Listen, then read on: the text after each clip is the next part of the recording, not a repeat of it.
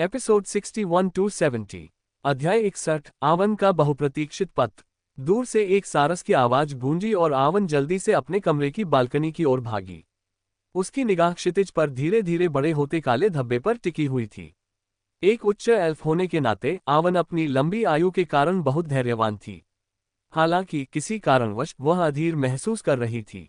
वह चाहती थी कि समय थोड़ा तेजी से बीत जाए ताकि स्कायला इसी क्षण उसके सामने आ जाए। लंबा और कष्टदायक इंतजार तब खत्म हुआ जब आखिरकार क्रेन बालकनी पर उतरी। क्रेन का स्वागत करने के बजाय आवन ने तुरंत अपने पैर से बंधी सिलेंडर को खोल दिया। स्कायला ने असंतोष में अरवेन के सिर पर चोंच मारना शुरू कर दिया क्योंकि उसकी दोस्त ने उसे नमस्कार तक नहीं किया और बस उस पैकेज पर ध्यान केंद्रित किया जिसे वह दक्षिणी महाद्वीप से बड़ी मेहनत से अपने साथ लाई थी। आह स्कायला, रुको, तुम्हें नजरअंदाज करने के लिए माफी मांगती हूँ। कृपया मुझे चोंच मारना बंद करो। आवन ने जल्दी से माफी मांगी और उस नाराज सारस को शांत करने की पूरी कोशिश की जो उसका संदेश देने और उसके प्यारे बेटे के पत्र का जवाब लाने के लिए लंबी दूरी तय करके आई थी। तुम्हारा पत्र पहुंचाने के बाद तुम मुझे इस तरह से चुकाते हो। माफ कीजिए, ऐसा दोबारा नहीं होगा। ऐसा दोबारा नहीं होना चाहिए, वरना अगली बार मैं तुम्हारा पत्र नहीं पहुंचाऊंगा। स्कायला सबसे बेहतरीन है। रॉयल सिल्वरमून क्रेन से यही उम्मीद की जाती है, जो अपनी शालीनता, सुंदरता और दयालु हृदय के लिए प्रसिद्ध है। मूर्ख, तुम्हारी चापलूसी से कुछ हासिल नहीं होगा। 10 मिनट तक मनाने और सिल्वरमून मिल्कफिश का भरपूर भोजन मिलने के बाद स्कायला आखिरकार शांत हो गई और आराम करने के लिए अपनी आंखें बंद कर लीं। हालांकि महाद्वीपों की यात्रा करना उसके लिए मुश्किल नहीं था, लेकिन सिल्वरमून महाद्वीप और दक्षिणी महाद्वीप के बीच की वापसी यात्रा उसके लिए बेहद थका देने वाली थी। अपनी सबसे अच्छी दोस्त को आखिरकार शांत होते देख आवन ने राहत की सांस ली और अपने बेटे का पत्र पढ़ने के लिए कुर्सी पर बैठ गई। सच कहूं तो उसे विलियम का जवाब पढ़ने से डर लग रहा था। क्या पता उसने लिखा हो कि वह उससे नफरत करता है। क्या पता उसने उसे छोड़ने के लिए शिकायत पत्र लिखा हो। जैसे ही ये नकारात्मक विचार उसके मन में आए, आवन को लगा कि उसके हाथों में पकड़ा हुआ बेलनाकार पैकेट अचानक भारी हो गया है। आवन ने अपने बेचैन दिल को शांत करने के लिए गहरी सांसें लीं। चाहे कुछ भी हो जाए, उसे यह जानना ही था कि विलियम उसके बारे में क्या सोचता है। जैसे ही उसने सिलेंडर खोला, एक मुड़ा हुआ स्क्रॉल और एक अंगूठी उसके हाथ में गिर गई। विलियम के जवाब को पढ़ने के लिए पत्र को धीरे धीरे खोलने से पहले आवन ने एक बार फिर गहरी सांसें लीं। योजक चिन्ह। मेरी प्यारी माँ जो हर दिन मुझे याद करती है। नमस्कार और आपका दिन शुभ हो, माँ। सच कहूं तो उस एक वाक्य को लिखने में मुझे 15 मिनट से अधिक समय लग गया क्योंकि मुझे बिल्कुल भी अंदाजा नहीं था कि मुझे अपना पत्र कैसे शुरू करना चाहिए। मुझे नहीं पता था कि जवाबी पत्र लिखना इतना मुश्किल होगा। योजक चिन्ह। अपने बेटे के पहले वाक्य पढ़ते हुए आवन हल्की सी हंसी। वह उस भावना को समझ सकती थी क्योंकि जब उसने उसे पत्र लिखने का फैसला किया था तब उसे भी ऐसा ही महसूस हुआ था। उसकी नज़र विलियम की लिखावट पर घूम गई। हालांकि यह उसके हाथ की लिखावट जितनी सुंदर नहीं थी, फिर भी वह उसके पत्र का जवाब देने के दृढ़ संकल्प को दर्शाने वाले दृढ़ और चमकदार अक्षरों से मोहित हो गई।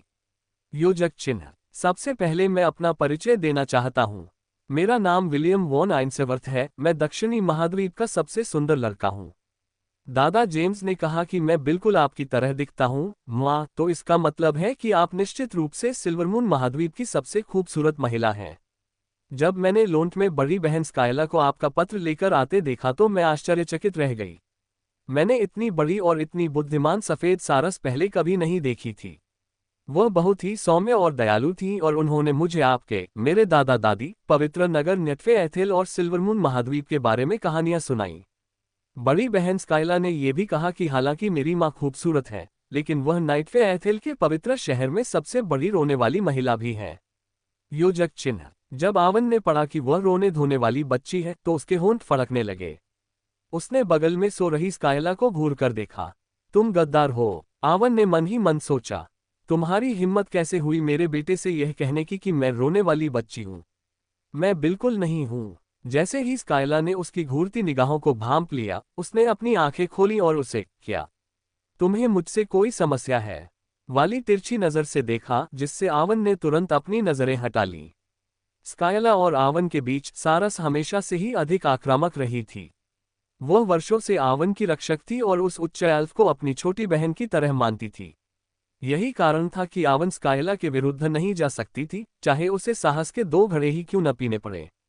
हताश मन से आवन विलियम का पत्र पढ़ने के लिए वापस लौट आए। योजक चिन्ह। चिंता मत करो माँ, भले ही तुम सच में रोने वाली हो, जैसा कि बड़ी बहन स्काइला ने कहा, इससे ये तथ्य नहीं बदलेगा कि तुम मेरी माँ हो और मैं तुम्हारी परवाह करती हूँ। मुझे बहुत अफसोस है कि जब मैं बच्ची थी तब मुझे आपका चेहरा देखने का मौका नहीं मिला। अगर संभव हो तो क्या आप कृपया मुझे अपनी एक तस्वीर भेज सकती हैं, ताकि मैं जान सकूं कि मेरी प्यारी माँ कैसी दिखती थी। मेरी मामा एला भी आपसे मिलना चाहती हैं। अरे हाँ, कहीं मैं भूल न जाऊं। मामा एला ही वो हैं जिन्होंने बचपन से मेरी देखभाल की है। वो एक अंगोरियन बकरी है और मैं उनका दूध पीकर बड़ा हुआ हूं। मेरे दिल में वो मेरी दूसरी माँ है, जो आपकी तरह ही अनमोल है। मुझे उम्मीद है कि एक दिन ऐसा आएगा जब आप दोनों एक दूसरे से मिल सकेंगे। मैं उससे बहुत प्यार करता हूँ। योजक चिन्ह। मैं भी उससे मिलना चाहती हूँ, आवन ने बुदबुदाते हुए कहा। वह विलियम की दूसरी माँ से मिलना चाहती थी, जो उसके बचपन से ही उसके साथ थी। आवन को एला से ईर्ष्या और जलन भी हो रही थी, क्योंकि एला ने विलियम को उसकी जगह पर बढ़ते हुए देखा था। विलियम की लिखावट से उसे यह एहसास हो गया था कि उसका बेटा एला से बहुत प्यार करता है। उसे इस बात की चिंता भी होने लगी थी कि विलियम एला को उससे ज्यादा प्यार करता है। हालांकि विलियम की एला के प्रति भावनाओं को वह समझ सकती थी, क्योंकि वे दोनों कई वर्षों से साथ थे, फिर भी उसके मन में कड़वाहट थी। आवन भी चाहती थी कि वह विलियम के साथ रहती और उसे एक ऐसे बच्चे से, जो मुश्किल से रेंग पाता था, एक ऐसे युवा लड़के में बदलते हुए देखती, जो अपने दादाओं की तरह ही आत्ममुग्ध था। हाँ, जेम्स और थियोडेन दोनों ही आत्ममुग्ध व्यक्ति थे। ऐसा लगता था कि उन दोनों के जीन विलियम में विरासत में मिले थे। योजक चिन्ह। माँ, लोन्ट दक्षिणी महाद्वीप का सबसे असभ्य स्थान हो सकता है, लेकिन ये छोटा सा शहर जहाँ मैं पली बड़ी बहुत ही स्नेहपूर्ण है। यहाँ के लोग जीवंत और जिंदा दिल हैं। अंकल मोड्रेड, आंटी अन्ना, आंटी हेलेन, कजिन मैथ्यू और दादाजी बहुत ही स्नेही और प्यार करने वाले लोग हैं। मैं खुद को बहुत भाग्यशाली मानता हूँ, क्योंकि मेरा हर दिन प्यार और खुशी से भरा है। इसीलिए माँ, आपको मेरी सेहत की चिंता करने की जरूरत नहीं है। मैं अभी बहुत खुश हूँ और इस प्यारे परिवार का हिस्सा बनकर मैं खुद को दुनिया का सबसे खुशनसीब लड़का समझता हूँ। मुझे बहुत कुछ कहना है, लेकिन मुझे डर है कि अगर मैं बोलती रही तो मेरी आंखों से आंसू बहने लगेंगे। शायद मुझे भी आपसे ही रोने की आदत मिली है माँ। निश्चिंत रहें, हालांकि मैं अपने बाकी विचार शब्दों में व्यक्त नहीं कर सकता, लेकिन इस पत्र के साथ भेजे जाने वाले उपहारों से इसकी भरपाई कर दूंगा। मैंने दादा जेम्स को मना लिया और वे गोदाम खोलने के लिए राजी हो गए, ताकि मैं आपको लोन्ट की कुछ खास चीजें भेज सकूं। मैंने अपने दादा दादी के लिए भी कुछ और उपहार लिए हैं, जिनसे मैं भविष्य में कभी नाइटफे एथेल में मिलना चाहता हूं। मुझे नहीं पता कि उन्हें ये उपहार पसंद आएंगे या नहीं, लेकिन मुझे उम्मीद है कि वे इन्हें ठुकराएंगे नहीं। अंत में माँ, भले ही यह पहली बार है जब हम एक दूसरे से बात कर रहे हैं, लेकिन जान लीजिए कि मैं आपसे नफरत नहीं करता। हालांकि मुझे दुख है कि हमें एक दूसरे से अलग होना पड़ रहा है, लेकिन मुझे पता है कि आपने यह मेरे लिए ही किया है।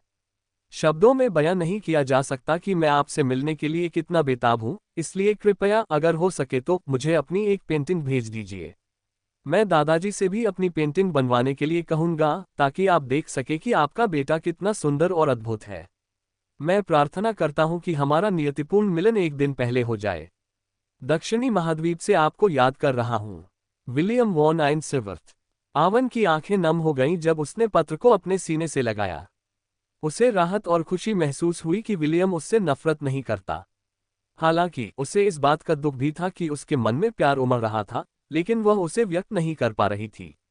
आवन के खूबसूरत चेहरे पर आंसू बह रहे थे, लेकिन उसने उन्हें रोकने की कोई कोशिश नहीं की। किनारे पर आराम कर रही स्काइला ने एक पल के लिए अपनी आंखें खोली और फिर बंद कर लीं। विलियम को स्काइला ने जो बताया था उसके विपरीत आवन रोने वाली नहीं थी।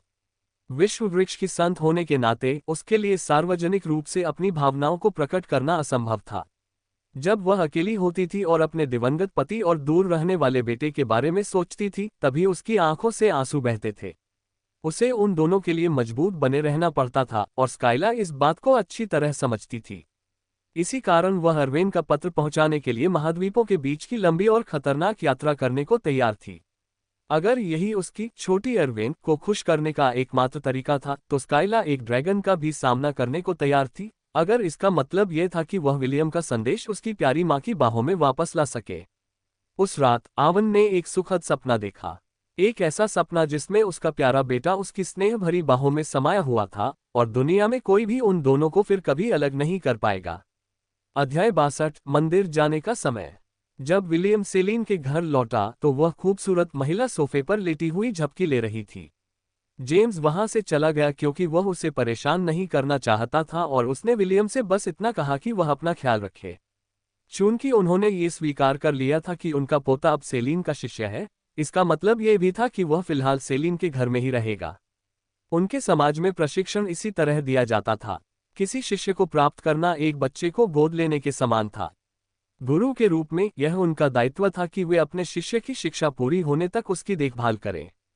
विलियम और जेम्स ने रास्ते में ये भी चर्चा की थी कि सेलिन के घर के बाहर बकरियों के लिए एक बाड़ा और शेड बनाया जाना चाहिए। उन्हें अपनी बकरियों की देखभाल भी करनी थी, इसलिए उन्हें सेलिन के घर लाना सबसे अच्छा उपाय था। 5 दिन बाद काली जादूगरनी की संपत्ति पर एक नया बकरी बाड़ा और शेड बनाया गया। जेम्स ने श्रम और सामग्री का भुगतान किया और यह भी सुनिश्चित किया कि नया बकरी शेड विलियम और बाकी बकरियों के रहने के लिए पर्याप्त आरामदायक हो। उन्हें पता था कि जब विलियम विजय के घेरे में प्रवेश करेगा तो यह उसका गुप्त अड्डा होगा। इसी बात को ध्यान में रखते हुए जेम्स ने बढ़इयों से इसे अपेक्षाकृत सुरक्षित बनाने को कहा ताकि सामने के प्रवेश द्वार से प्रवेश करने के अलावा कोई भी अंदर न आ सके। 2 सप्ताह की यातना के बाद विलियम और एला में बरसेर का अभिशाप के प्रति कुछ प्रतिरोध विकसित होने लगा था। हालांकि उन्हें कष्ट सहना पड़ा, लेकिन इस अनुभव से उन्हें बहुत कुछ सीखने को भी मिला। भले ही वे बरसेर का अवस्था में चले गए थे, फिर भी कई बार वे अपनी मानसिक स्थिति को कुछ हद तक बनाए रखने में सक्षम थे। प्रशिक्षण को प्रभावी देखकर विलियम ने सेलिन से विनती की कि वह क्रोनोस, असलान और बाकी बकरियों को भी प्रशिक्षण में शामिल कर ले। सेलिन को इस बात से कोई आपत्ति नहीं थी और उसे यह विचार रोचक लगा। प्रशिक्षण की जिम्मेदारी अभी भी ओलिवर के पास ही थी, इसलिए कुछ और बकरियों को शामिल करने से कोई बड़ी बात नहीं होगी। 2 महीने के गहन प्रशिक्षण के बाद विलियम और उसके साथियों ने 14वीं मंजिल को शानदार ढंग से पार कर लिया। शुरुआती कुछ प्रयासों में गोब्लिन शमन ने अंधापन और उन्माद जैसे मंत्रों से उनके दल को निष्क्रिय कर दिया था। हालांकि विलियम और एला ने अपनी प्रतिरोधक क्षमता बढ़ा ली थी, फिर भी हॉबगोब्लिन शमन काले जादू का माहिर था। शापों के अलावा ये चौथे चक्र तक अंधकार की शक्ति का भी प्रयोग कर सकता था। इसका क्या मतलब था? इसका मतलब था कि विलियम और एला को एक वास्तविक तात्विक जादूगर से निपटना था, जो एक बेहद खतरनाक दुश्मन था। एक हॉबगोब्लिन शमन की मारक क्षमता विलियम के बराबर थी। यहां तक कि एला भी अपने युद्ध इबेक्स रूप में उसके मौलिक हमलों का सीधा सामना नहीं कर सकती थी। सौभाग्य से समूह को इस बाधा को पार करने में केवल 2 महीने लगे। विलियम, एला और बकरियां धीरे धीरे नीचे की मंजिलों की ओर बढ़ते गए। 15वीं मंजिल काफी चुनौतीपूर्ण थी क्योंकि हॉबगोब्लिन के हर समूह में एक हॉबगोब्लिन नेता और एक हॉबगोब्लिन शमन शामिल थे। बेशक बकरियों में कुछ मंत्रों के प्रति प्रतिरोधक क्षमता विकसित हो जाने के बाद लड़ाई पहले की तरह बुरी नहीं रही। विलियम की युद्ध शैली में भी काफी सुधार हुआ था और अब वह एक छद्म युद्ध जादूगर बन गया था। हालांकि उसने अभी तक अपने करीबी मुकाबले के कौशल को पूरी तरह से निखारा नहीं था, लेकिन दुश्मनों से आमने सामने की लड़ाई में वह असहाय नहीं था। 1 और महीना बीत गया और विलियम 17वीं मंजिल तक गोब्लिन क्रिप्ट पर विजय प्राप्त करने में कामयाब रहा। वह अभी भी अपनी खोज को आगे बढ़ा सकता था, लेकिन उसने फिलहाल इसे रोक देने का फैसला किया। उसने उनके आगे बढ़ने को रोकने का फैसला इसलिए किया क्योंकि उसका एक अधूरा काम बाकी था, गैविन से बात करने के लिए एक मंदिर जाना। क्योंकि बीस्ट टाइड के अवशेष लगभग पूरी तरह से नष्ट हो चुके थे, इसलिए पश्चिमी क्षेत्र में यात्रा करना अब फिर से सुरक्षित था। उसे बस अपने गुरु और दादाजी से लोन छोड़ने और अपने लंबित मिशन को पूरा करने की अनुमति लेनी थी। ठीक है, मैं मंदिर जाने के आपके अनुरोध को मंजूर करती हूँ, सेलिन ने सुस्त स्वर में कहा। लेकिन वापस आकर मेरे लिए एक स्मृति चिन्ह लाना। धन्यवाद स्वामी, विलियम ने उत्तर दिया। आपको किस प्रकार का स्मृति चिन्ह चाहिए? कोई भी प्रकार चलेगा, बस वह अच्छा होना चाहिए।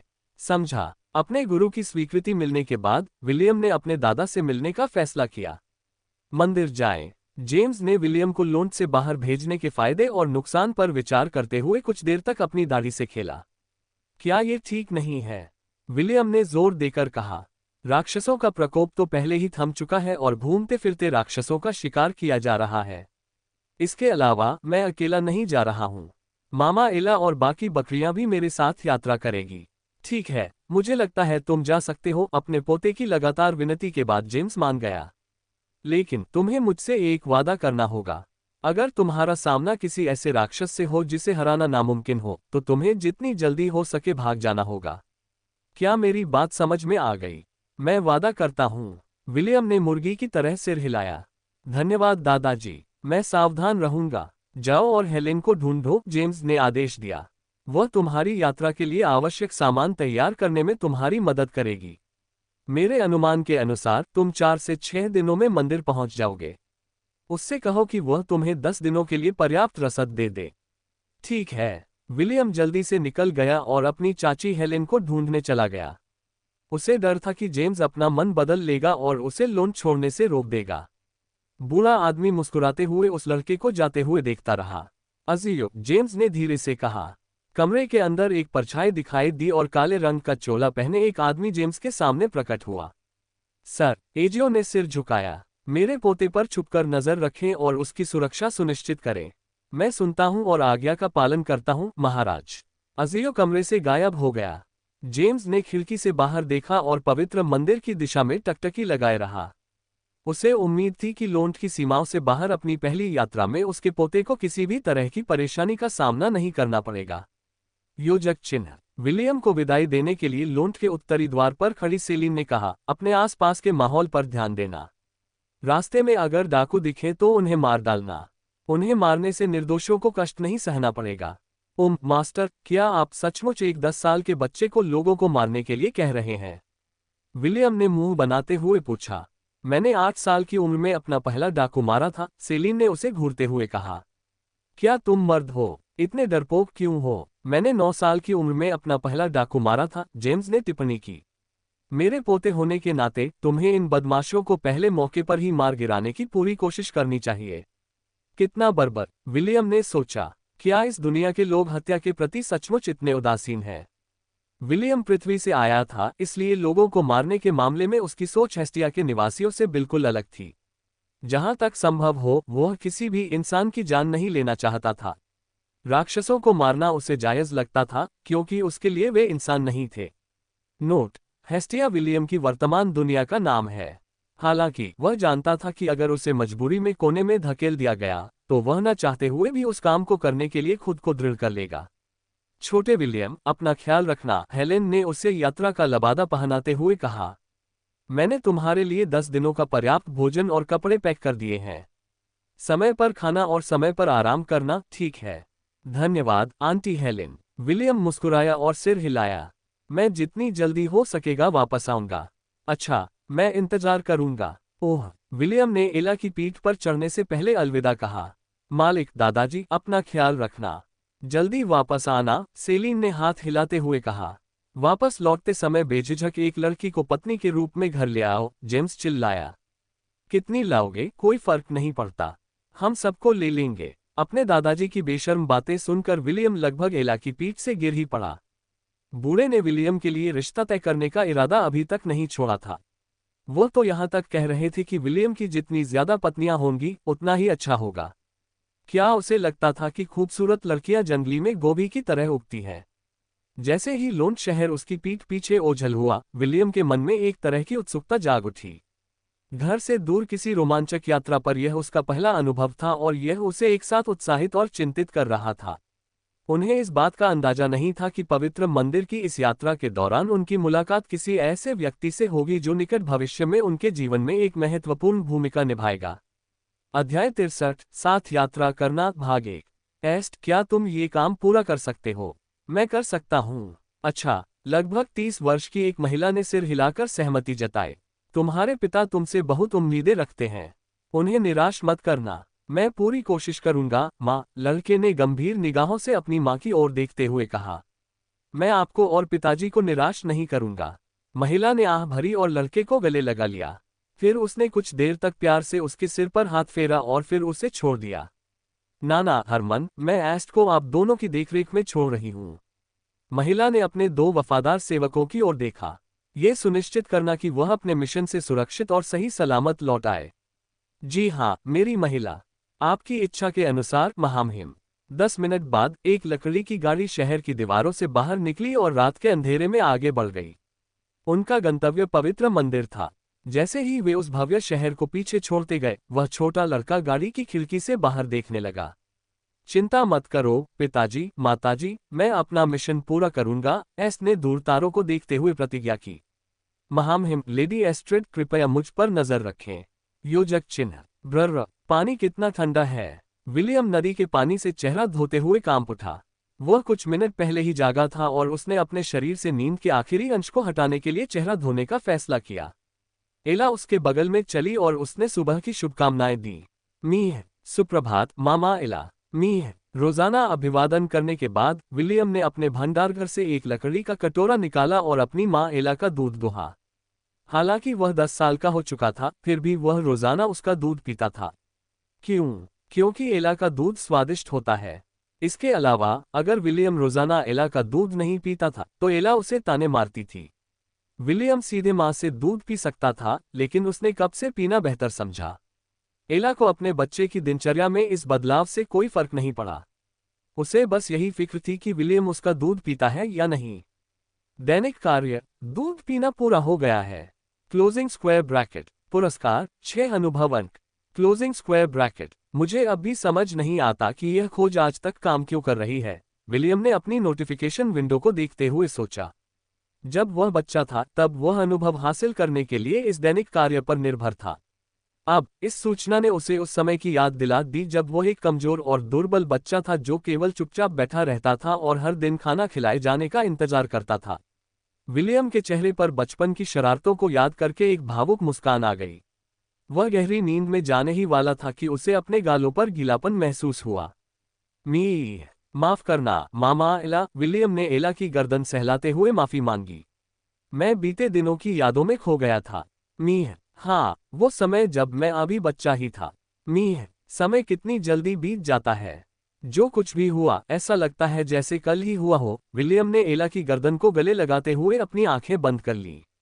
मैं बहुत भाग्यशाली हूं कि तुम मेरे साथ हो माँ। मीह, एला ने अपनी आंखें बंद कर ली और अपने चेहरे का एक हिस्सा विलियम के गालों पर दबा दिया। माँ और बेटे की जोड़ी कुछ मिनट तक इसी तरह रही। वे तभी रुके जब उन्हें लगा कि बाकी बकरियां अपनी नींद से जागने लगी हैं। विलियम ने एक छोटी सी आग जलाई जिस पर उसने अपना नाश्ता और एला का दूध गर्म किया। एला और अन्य बकरियों ने नदी से पानी पिया और घास चरती रहीं जब तक कि उनका पेट भर नहीं गया। नाश्ता करने के बाद विलियम, एला और बकरियों ने अपनी यात्रा जारी रखी। लोन शहर छोड़े हुए उन्हें 3 दिन हो चुके थे। अब तक रास्ते में उनका सामना किसी डाकू या घूमते फिरते राक्षस से नहीं हुआ था। हालांकि पवित्र मंदिर की ओर यात्रा करते समय उन्हें कई खंडहर दिखाई दिए। ये खंडहर उन कस्बों और गांवों के थे जो कभी हेलन साम्राज्य के पश्चिमी क्षेत्र में फले फूले करते थे। जब विलियम इन गांवों और कस्बों से गुजरता था तो वह लड़का कुछ मिनटों तक चुपचाप उस घटना में मारे गए लोगों के लिए प्रार्थना करता था। पुनर्जन्म की यादें होने के कारण वह जानता था कि इन लोगों को भी अपना जीवन फिर से जीने का एक और अवसर मिलेगा। फर्क सिर्फ इतना था कि उन्हें अपने पिछले जन्मों के बारे में कुछ भी याद नहीं रहेगा। मैं प्रार्थना करता हूं कि आप सभी को अगले जन्म में सुख मिले, विलियम ने जमीन पर घुटने टेकते हुए प्रार्थना की। आपके दिन सुंदर और उज्ज्वल हों। खंडहरों को देखते हुए बकरियां उसके बगल में स्थिर खड़ी रहीं। उन्होंने कोई आवाज नहीं की और विलियम की प्रार्थना समाप्त करने का इंतजार किया। तभी उन्हें अपने पीछे से एक गाड़ी के खींचे जाने की आवाज सुनाई दी। विलियम हिले नहीं और प्रार्थना करते रहे। उन्हें गाड़ी से किसी प्रकार की दुर्भावना का आभास नहीं हुआ, इसलिए उन्होंने प्रार्थना जारी रखने का निर्णय लिया। लड़के ने सोचा कि वे बस राहगीर हैं जो वहां से गुजर रहे हैं, इसलिए उसने उनकी उपस्थिति को नजरअंदाज कर दिया। जब विलियम ने अपनी प्रार्थना पूरी की तो वह ये देखकर आश्चर्यचकित रह गया कि गाड़ी उससे कुछ मीटर दूर रुक गई थी। लड़के ने भौहें चढ़ाकर बकरियों की ओर देखा। एक पल के लिए उसे लगा कि शायद बकरियों ने रास्ता रोक रखा था, जिसकी वजह से गाड़ी को रुकना पड़ा। अपने पशुओं के झुंड को मुख्य सड़क से दूर एक सीधी कतार में खड़ा देखकर विलियम की चिंता दूर हो गई। लड़के ने गाड़ी की ओर देखा और पाया कि कोचवान की सीट पर बैठा एक अधेड़ उम्र का आदमी उसे देखकर मुस्कुरा रहा है। बेटे, क्या तुम इस जगह से परिचित हो? एक अधेड़ उम्र के सफेद बालों वाले व्यक्ति ने पूछा। माफ कीजिए, लेकिन मैं इस इलाके का निवासी नहीं हूँ, विलियम ने जवाब दिया। मैं बस यहाँ से गुजर रहा था और मुझे ये खंडहर दिखाई दिए। मैं समझ गया, उस व्यक्ति ने सहमति में सिर हिलाया। तो क्या आप हमें बता सकते हैं कि पवित्र मंदिर कहाँ स्थित है? आप भी पवित्र मंदिर जा रहे हैं? विलियम मुस्कुराया। क्या संयोग है, मैं भी पवित्र मंदिर की ओर ही जा रहा हूँ। ओह, क्या तुम पहले भी वहां जा चुके हो, लड़के? नहीं, ये पहली बार है जब मैं अपने गृहनगर से बाहर यात्रा कर रहा हूँ, लेकिन मेरे पास एक नक्शा है। क्या मैं तुम्हारा नक्शा देख सकता हूँ, बेटा? मैं बस मंदिर की सामान्य दिशा जानना चाहता हूँ। बिल्कुल। विलियम अपनी स्टोरेज रिंग से नक्शा निकालते हुए गाड़ी की ओर बढ़ा। उसने बड़े ही दोस्ताना अंदाज में नक्शा उस अधेड़ उम्र के व्यक्ति को सौंप दिया। बच्चे, तुम्हें दूसरों पर इतना भरोसा नहीं करना चाहिए, अधेड़ उम्र के व्यक्ति ने गंभीर भाव से कहा। अगर मैं बुरा इंसान निकला तो हो सकता है मैं यह नक्शा छीनकर तुम्हें यहीं छोड़ दूं। मेरी बकरियां लोगों को पहचानने में माहिर हैं, विलियम ने जवाब दिया। चूंकि वे कोई शोर नहीं मचा रही हैं, इसका मतलब है कि आप बुरे इंसान नहीं हैं। क्या आपको अपनी बकरियों पर इतना भरोसा है? मुझे उन पर अपनी जान का पूरा भरोसा है। अधेड़ उम्र के व्यक्ति को समझ नहीं आ रहा था कि वह छोटे लड़के की मासूमियत पर हंसे या रोए, लेकिन विलियम के बेफिक्र रवैये ने उस पर अच्छा प्रभाव छोड़ा। नक्शे को देखते हुए अधेड़ उम्र के व्यक्ति ने कुछ बार सिर हिलाया। पश्चिमी क्षेत्र में गए उन्हें कई साल हो गए थे और हाल ही में आए आपदा ने वहां का नजारा पूरी तरह बदल दिया था। जिन जगहों को वे याद करते थे वे अब वहां नहीं थी, इसलिए उन्हें मंदिर तक जाने वाला रास्ता ढूंढने में काफी कठिनाई हो रही थी। सौभाग्यवश उसने दूर से ही विलियम की आहट महसूस कर ली और उसकी ओर बढ़ने का फैसला किया। उसका ये जोखिम भरा कदम सफल रहा और उसे एक नक्शा मिला जो उसे उनके गंतव्य तक ले जाएगा। धन्यवाद, उस व्यक्ति ने विलियम को नक्शा लौटाते हुए कहा। आपने कहा था कि आप भी पवित्र मंदिर की ओर जा रहे हैं, क्यों न हम साथ चलें? किस्मत ने हमें मिलाया है, विलियम ने टिप्पणी की। मैं आपके साथ यात्रा करने का प्रस्ताव स्वीकार करता हूँ। जितने ज्यादा लोग होंगे उतना ही मजा आएगा। हा हा हा, तुम तो बड़े दिलचस्प बच्चे हो। न केवल दिलचस्प बल्कि आकर्षक भी। वाह वाह वाह, क्या आदमी है, मुझे पसंद आया। अधेड़ उम्र के व्यक्ति ने विलियम को अंगूठा ऊपर करके इशारा किया। विलियम मुस्कुराया और अपनी बकरी मामा एला पर सवार हो गया। अधेड़ उम्र का वह व्यक्ति बहुत मिलनसार था और गाड़ी और बकरियों का झुंड साथ साथ चलते हुए वह विलियम से लगातार बातें करता रहा। अध्याय 64, साथ यात्रा करना, भाग 2। विलियम ने बूढ़े व्यक्ति की कहानियां सुनी, जिनमें उसके कारनामों और उन शहरों के बारे में बताया गया था जहां वह अपने युवावस्था के दौरान गया था। श्री हरमन, क्या आप मध्य महाद्वीप के बारे में कुछ जानते हैं? विलियम ने पूछा। मध्य महाद्वीप? मैं वहां कुछ साल रह चुका हूं, हरमन ने जवाब दिया। वह जगह है जहां विभिन्न महाद्वीपों के कुलीन लोग इकट्ठा होते हैं। क्यों, क्या तुम वहां जाने में रुचि रखते हो, विलियम? मुझे नहीं पता, विलियम ने सिर हिलाया। लेकिन हो सकता है कि जब मैं बड़ा हो जाऊं तो मेरे गुरुजी मुझे वहां जाने के लिए कहें। तुम्हारा स्वामी, हरमन ने विलियम के गले में लगे पट्टे पर नजर डालते हुए अपनी आंखें सिकुड़ी। उसने पहले ही उस लड़के के गले में गुलामों वाला पट्टा देख लिया था, लेकिन उसने इस बारे में कुछ नहीं कहा। हालांकि हेलेन साम्राज्य दास व्यापार का समर्थन नहीं करता था, फिर भी उसने इसे पूरी तरह समाप्त करने के लिए कोई कदम नहीं उठाया। राजधानी में भी दासों की बिक्री हो रही थी। हरमन को बस इस बात का दुख था कि विलियम जैसा लड़का किसी की संपत्ति बन गया था। अरे ये, विलियम ने अपने गले के कॉलर को छुआ। ये तो बस एक एक्सेसरी है। मेरे मालिक ने मुझे तोहफे में दी थी। मैं समझ गया, हरमन उलझन में था। वह विलियम के मालिक को कोसना चाहता था जिसने एक बच्चे को अपना गुलाम बनाने के लिए छल किया था। जहां तक वह देख सकता था, विलियम अपने मालिक से नाराज नहीं था। वास्तव में हरमन को पता चल गया था कि लड़का सचमुच उसका सम्मान करता है। बेटा, तुम्हारा गुरु कैसा है? मास्टर, वो तो एक अलग ही तरह की पागल है, मेरा मतलब है, एक बहुत ही अद्भुत इंसान। वो मेरे साथ बहुत अच्छा व्यवहार करती है। गाड़ी के अंदर से एक घुराघुराहट की आवाज सुनाई दी। अचानक एक महिला की आवाज विलियम के कानों तक पहुंची। उसकी आवाज में तिरस्कार भरा था और विलियम को लगा कि वह महिला इस समय मासिक धर्म से गुजर रही है। मुझे यकीन है कि तुम्हारे मालिक ने तुम्हें इसलिए गुलाम बनाया है क्योंकि तुम आधे एल्फ हो, गाड़ी के अंदर बैठी महिला ने तिरस्कार भरे लहजे में कहा। शायद बड़े होकर वो तुम्हें अपना खिलौना बना लेगी। तुम्हारे जैसे सुंदर लड़के को तो काला बाजार में खूब कीमत मिलेगी। ये सच है कि मैं बहुत सुंदर हूँ, विलियम ने मुस्कुराते हुए उत्तर दिया। आपकी प्रशंसा के लिए धन्यवाद, महारानी।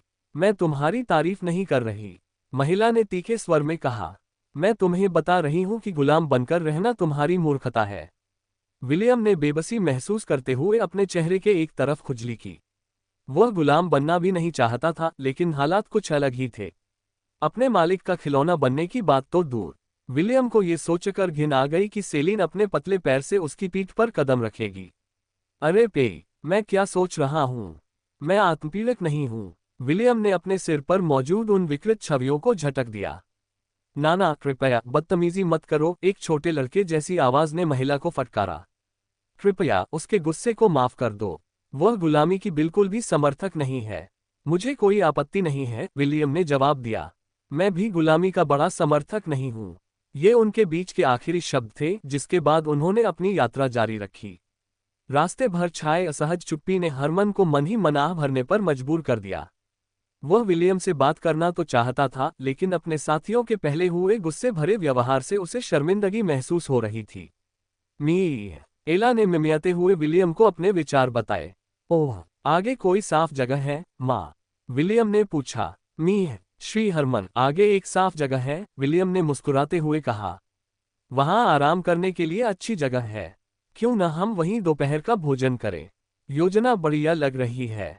हरमन ने सिर हिलाया। आधे मिनट बाद वे एक खुले मैदान में पहुंचे जहां किनारे पर एक नदी बह रही थी। बकरियां खुशी खुशी पानी पीने के लिए नदी की ओर चल पड़ी। विलियम उनके पीछे पीछे गया और अपनी मशक में पानी भर लिया। उसे इस बात का एहसास नहीं था कि गाड़ी के अंदर से साफ, हल्के भूरे रंग की दो आंखें उसकी हर हरकत पर नजर रख रही थीं। वह एक दिलचस्प लड़का है, एस्ट ने गाड़ी का पर्दा बंद करते हुए कहा। आप उस पर बहुत सख्ती बरतती हैं, नानी। माफ कीजिए, छोटे मालिक, नाना ने माफी मांगते हुए कहा। मैं बस इसलिए नाराज हूं क्योंकि वे गुलामों के व्यापारी हद से ज्यादा मनमानी कर रहे हैं। यहां तक कि उन्होंने उसके जैसे छोटे बच्चे को भी गुलाम बना लिया है। क्या आपको सच में लगता है कि ऐसा ही है? एस्ट ने पूछा। युवा मास्टर, उसके गले का पट्टा मित्रिल से बना था। क्या आपको नहीं लगता कि गुलाम का पट्टा बनाने के लिए शुद्ध मित्रिल का उपयोग करना व्यर्थ है?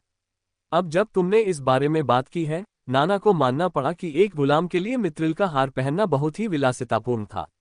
विलियम दिखने में भले ही एक बेहद खूबसूरत हाफ एल्फ था, लेकिन उस स्तर का हार पहनना बिल्कुल अनसुना था। दरअसल नाना ने पहली बार शुद्ध मित्रिल से बना कॉलर देखा था। एस्ट के बगल में बैठे जुड़वा लड़के इसहाक और इयान उसे हैरानी से देखने लगे। युवा स्वामी, क्या उस दास के पट्टे में कुछ अनोखी बात है? युवा स्वामी, क्या मित्रिल से बने दास के पट्टे में कोई विशेष गुण होते हैं? मुझे नहीं पता कि यह पट्टा खास है या नहीं। एस्ट ने सिर हिलाया। मैं बस इतना जानता हूं कि विलियम का मालिक कोई साधारण व्यक्ति नहीं होगा। मैंने पहली बार मित्रिल से बना गुलामों का पट्टा देखा है, और मैं पहली नज़र में ही बता सकता हूं कि यह बहुत उच्च गुणवत्ता का है। नाना और जुड़वा बच्चे शांत हो गए और गाड़ी की खिड़की से विलियम को देखने लगे। हरमन भी नदी पर गया हुआ था और इस समय अपने भाले से मछलियां पकड़ रहा था। उस बूढ़े मूर्ख को लड़का पसंद आ गया, नानी ने चिढ़कर कहा। वह अपने पोते की उम्र के बच्चों के साथ व्यवहार करने में सचमुच कमजोर पड़ जाता है। तुम ऐसा कहती हो, लेकिन क्या तुम्हें भी वो पसंद नहीं आया? एस्ट ने मुस्कुराते हुए कहा। विलियम एक अच्छा इंसान है। मुझे भी उसकी तरफ आकर्षण महसूस होता है। खैर, जब तक वह हमारी यात्रा में बाधा नहीं डालता, मुझे उसके साथ यात्रा करने में कोई आपत्ति नहीं है। नाना ने अपनी आंखें बंद कर लीं। उसने ऐसा दिखाया जैसे उसने एस्ट का सवाल सुना ही न हो। अचानक गाड़ी हिलने लगी। भूकंप, नाना ने आंखें खोलकर कहा। आय जैक, इयान, छोटे मालिक का साथ मत छोड़ो। जुड़वा भाइयों ने सिर हिलाया और अपनी कटारें निकाल लीं। नानी यह समझने के लिए गाड़ी से बाहर निकली कि आखिर हो क्या रहा है। हरमन गाड़ी के बाहर पहरा दे रहा था और उसने भाले को मजबूती से पकड़ रखा था। जैसे ही उसे आसपास कंपन महसूस हुआ, वह अपने युवा स्वामी की रक्षा के लिए तुरंत गाड़ी की ओर दौड़ पड़ा। विलियम, एला और बाकी बकरियों ने विलियम को केंद्र में रखकर युद्ध की मुद्रा बना ली। छोटा लड़का एला की पीठ पर शांति से बैठा था और अपने आसपास के वातावरण पर ध्यान केंद्रित कर रहा था। तभी एक छोटे पहाड़ जितने बड़े दो पर्वतीय ट्रोल्स खुले मैदान में प्रकट हुए। वे अपने हाथों में पेड़ों के तने लिए हुए थे और उन्हें हथियारों की तरह लहरा रहे थे। ट्रोल्स, नाना ने आंखें सिकोड़ते हुए कहा।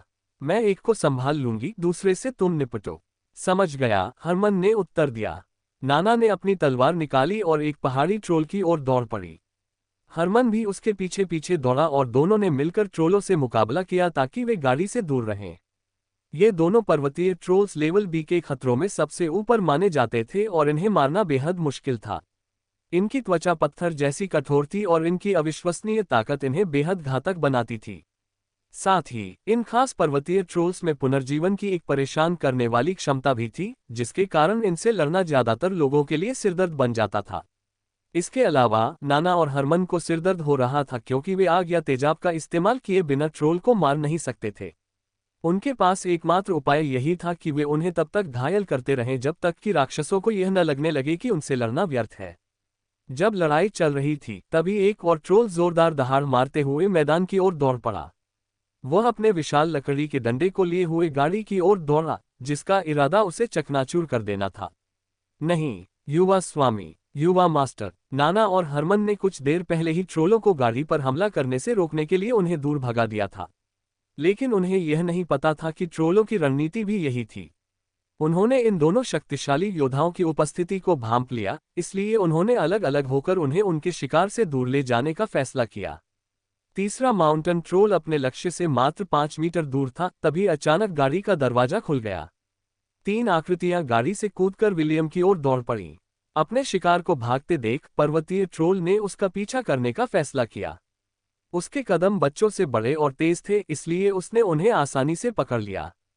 तभी जुड़वां बच्चे भय से देखते रह गए जब उस राक्षस ने बिना किसी दया के अपनी विशाल लकड़ी की लाठी उनकी ओर तान दी। नाना और हरमन अपने युवा स्वामी को बचाने के लिए वापस जाना चाहते थे, लेकिन 2 ट्रोल ने उनका रास्ता रोक दिया। युवा स्वामी, नाना चीखी। राक्षस को अपने युवा स्वामी पर झपटते देख उसे पछतावा और बेबसी महसूस हुई। मुझे क्षमा करें मेरी स्वामिनी, मुझे क्षमा करें। हरमन ने दांत पीसते हुए गुस्से से दहाड़ मारी। उसके चेहरे पर हताशा साफ झलक रही थी, क्योंकि वह सामने आने वाली त्रासदी को देख रहा था। ठीक उसी क्षण 2 मीटर ऊंची एक बकरी तीनों बच्चों के ऊपर से कूद गई। विशाल बकरी उस विशालकाय लाठी के सामने खड़ी हो गई जो उन पर गिरने ही वाली थी। उसकी पीठ पर एक लड़का बैठा था जिसके बाल इतने लाल थे कि धधकती आग जैसे लग रहे थे। उसकी लकड़ी की लाठी किसी युद्ध के घोड़े पर सवार भालाधारी की तरह वार करने के लिए तैयार थी। एस्ट की खूबसूरत भूरी आंखें उस छोटे लड़के को देखती रहीं जो उनकी ही उम्र का था और जिसने उनकी आंखों के सामने एक चमत्कार कर दिखाया। अध्याय 65 जब आकाश गिर पड़ता है। एस्ट, ये याद रखना, तुम महान कार्य करने के लिए पैदा हुए हो। शानदार चीजें। जी हाँ, उस खूबसूरत महिला ने सिर हिलाते हुए प्यार से उस छोटे लड़के के बालों को सहलाया। इसीलिए तुम्हें मजबूत बनना होगा। मजबूत बनकर ही तुम महान कार्य कर पाओगे। तो फिर अगर मेरा सामना मुझसे अधिक शक्तिशाली शत्रु से हो जाए तो क्या होगा? एस्ट ने पूछा। तब मुझे क्या करना चाहिए? भागो, महिला ने जवाब दिया। जितनी तेजी से भाग सकते हो भागो। तो फिर क्या होगा अगर मैं इससे बच न पाऊं? तब क्या होगा? तो फिर तुम बस इंतजार करो। महिला ने उस छोटे लड़के के चेहरे को देखते हुए मुस्कुराया। इंतजार? एस्ट ने अपना सिर झुकाया। किस बात का इंतजार? चमत्कार होने की प्रतीक्षा करो। क्या ये कोई चमत्कार है? हाँ, एक चमत्कार, महिला ने मुस्कुराते हुए कहा। जब आसमान गिर पड़ता है तब भी ऐसे लोग होते हैं जो आगे बढ़कर उसका भार अपने कंधों पर उठा लेते हैं। क्या मैं ऐसे किसी व्यक्ति से मिल पाऊंगा? एस्ट ने पूछा। उसके चेहरे पर आधा संदेह और आधा जिज्ञासा थी कि क्या उसे कोई ऐसा व्यक्ति मिल सकता है जो चमत्कार कर सके। जरूर मिलेंगे, खूबसूरत महिला खिलखिलाकर हंस पड़ी। अगर तुम हो तो ऐसे व्यक्ति से मिलना तुम्हारी किस्मत में लिखा है। बस इतना जान लो कि अगर वह सचमुच तुम्हारी जिंदगी में आ जाए तो बेहतर होगा कि तुम। योजक चिन्ह। जब तीसरा पर्वतीय ट्रोल प्रकट हुआ तो इसहाक और इयान ने तुरंत एस्ट को पकड़ा और गाड़ी से कूद गए। वे उसके सेवक थे और उनका कर्तव्य उसकी सुरक्षा सुनिश्चित करना था। शुरू में उन्हें लगा था कि ट्रोल गाड़ी पर ध्यान केंद्रित करेगा, लेकिन उन्होंने उसकी बुद्धिमत्ता को कमाका था। उसने न केवल गाड़ी को नजरअंदाज किया बल्कि बिना पलक झपकाए तुरंत उनका पीछा करना शुरू कर दिया। कोई फायदा नहीं, हम नहीं पहुंच सकते, एस्ट ने सोचा जब उसने उस विशालकाय राक्षस को देखा जो पहले ही उनके पास पहुंच चुका था। वह असहाय होकर देखता रह गया जब पहाड़ी ट्रोल ने जान से मारने के इरादे से अपना विशाल लकड़ी का डंडा घुमाया। एस्ट जानता था कि जिस क्षण वह लकड़ी का डंडा अपने लक्ष्य पर लगेगा वह और जुड़वां बच्चे मांस के पेस्ट में बदल जाएंगे। फिर ऐसा हुआ। 2 मीटर लंबा एक अंगोरियन युद्ध आइबेक्स उनके सिर के ऊपर से कूद गया। उसके सींग और खुर चांदी नीले रंग के थे जो क्रिस्टल की तरह चमक रहे थे। उसकी पीठ पर धधकते लाल बालों वाला एक छोटा लड़का बैठा था जिसके हाथ में लकड़ी की छड़ी थी। ऐसा लग रहा था मानो समय बहुत धीमी गति से चल रहा हो जब पर्वतीय ट्रोल और उस छोटे लड़के को ले जा रही बकरी के बीच झड़प हुई। विलियम की आत्मविश्वास से भरी और दमदार आवाज हवा में गूंज उठी जब उसने चिल्लाकर कहा, मैग्नम बर्स्ट। टक्कर के दौरान पहाड़ी ट्रोल को पीछे धकेलते देख एस्ट की आंखें चौड़ी हो गईं। पहाड़ी ट्रोल के चेहरे पर हैरानी का भाव था, वह अपने हथियार और बकरी के ऊपर बैठे लड़के को देख रहा था। ऐसा लग रहा था मानो उसे विश्वास ही नहीं हो रहा था कि एक लड़का इतनी आसानी से उसके हथियार को रोक सकता है। अगर एस्ट ने इसे अपनी आंखों से न देखा होता तो वह भी इस बात पर यकीन नहीं करता, लेकिन सबूत उसकी आंखों के सामने था और इसे देखकर उसका दिल जोर से धड़कने लगा। मामा अल्लाह, चलो चलें, विलियम ने उसकी पीठ से कूदते हुए आदेश दिया। मीह, विशाल हिम कवच, सामूहिक प्रदान करें। झुंड का नेता, उस छोटे लड़के को पता था कि अगर वह अपनी मां पर सवार होकर युद्ध में जाएगा तो उसकी मां अपनी पूरी ताकत से लड़ नहीं पाएगी। एला इस समय अपने वॉर आइबेक्स रूप में थी और विलियम के दिए गए बफ्स ने उसे शक्तिशाली बना दिया था। हालांकि वह अभी भी माउंटेन ट्रोल की तुलना में कमजोर थी, जो क्लास बी मॉन्स्टर्स के ऊपरी स्तर पर था। फिर भी वह डरी नहीं थी क्योंकि वह अकेली नहीं लड़ रही थी। विलियम और बाकी झुंड ने पहले ही अपनी युद्ध संरचना बना ली थी। एला सबसे आगे थी और विलियम पीछे। उन्होंने पहले ही शक्तिशाली दुश्मनों से लड़ने के बारे में आपस में समझ बना ली थी, इसलिए उन्हें इस बात की चिंता नहीं थी कि ट्रोल उनसे बड़ा और ताकतवर ही क्यों न हो। जंगली हमला करो, विलियम ने आदेश दिया। मीह, एला एक उग्र बैल की तरह पहाड़ी ट्रोल से सीधे भिड़ने के लिए दौड़ी। असलान और क्रोनोस ने अपनी अपनी टीमों का नेतृत्व करते हुए ट्रोल पर चारों ओर से हमला किया, जिससे एक तरह का घेराबंदी हमला बन गया। विलियम गंभीर भाव से लड़ाई देख रहा था और पीछे से अपने झुंड को सहारा दे रहा था। जब भी पहाड़ी ट्रोल बकरियों पर हमला करता, वह उसके हमले को रोकने के लिए बर्फ की 3 परतें खड़ी कर देता था। नाना और हरमन को यह देखकर राहत मिली कि उनके युवा स्वामी सुरक्षित हैं। फिर उन्होंने अपना गुस्सा उन 2 पहाड़ी ट्रोलों पर निकाला जो उनका रास्ता रोक रहे थे। दोनों राक्षसों पर अचानक अत्यधिक दबाव महसूस हुआ क्योंकि दोनों विशेषज्ञों ने बिना किसी रोक टोक के अपने शक्तिशाली हमले बरसा दिए। मेगा किक, मीह, एला की लात सही जगह लगी और विशालकाय ट्रोल कुछ मीटर हवा में उड़ गया। हिमंदी भला, विलियम ने अपने आइस मेज जॉब क्लास का सबसे शक्तिशाली हमला किया। हिमंदी भाले ने पहाड़ी ट्रोल की आंख को भेद दिया, जिससे वह दर्द से चीख उठा। एक और हिमंदी भाला हवा में उड़ा और उसने पर्वतीय ट्रोल की दूसरी आंख में वार कर दिया, जिससे वह पूरी तरह से अंधी हो गई। असलान, क्रोनोस और उनकी बाकी टीम ने अपने सींगों से माउंटेन ट्रोल के शरीर को छेद दिया। एला ने भी मौका नहीं छोड़ा और बेहद करीब से वाइल्ड चार्ज करते हुए माउंटेन ट्रोल की छाती को भेद दिया। पर्वतीय ट्रोल केवल अपनी लकड़ी की गदा को हवा में अंधाधुंध घुमा सकता था, इस उम्मीद में कि वह अपने उन्मत्त हमलों से किसी चीज को मार सके। 2 मिनट बाद पर्वतीय ट्रोल ने एक कर्कश दहाड़ मारी और विपरीत दिशा में भाग गया। उसकी शक्तिशाली पुनर्जीवन क्षमता ने उसकी आंखों को आसपास का दृश्य देखने के लिए पर्याप्त दृष्टि प्रदान कर दी थी। अपने शिकार को हराने में असमर्थ देखकर उसने पीछे हटने का फैसला किया। बाकी 2 पर्वतीय ट्रोल भी जल्दबाजी में अपने नेता के पीछे पीछे चल दिए। जिन 2 मनुष्यों से वे लड़े थे, वे पागल थे और वे उनसे और अधिक उलझना नहीं चाहते थे। विलियम ने राहत की सांस लेते हुए पहाड़ी ट्रोलों को भागते हुए देखा।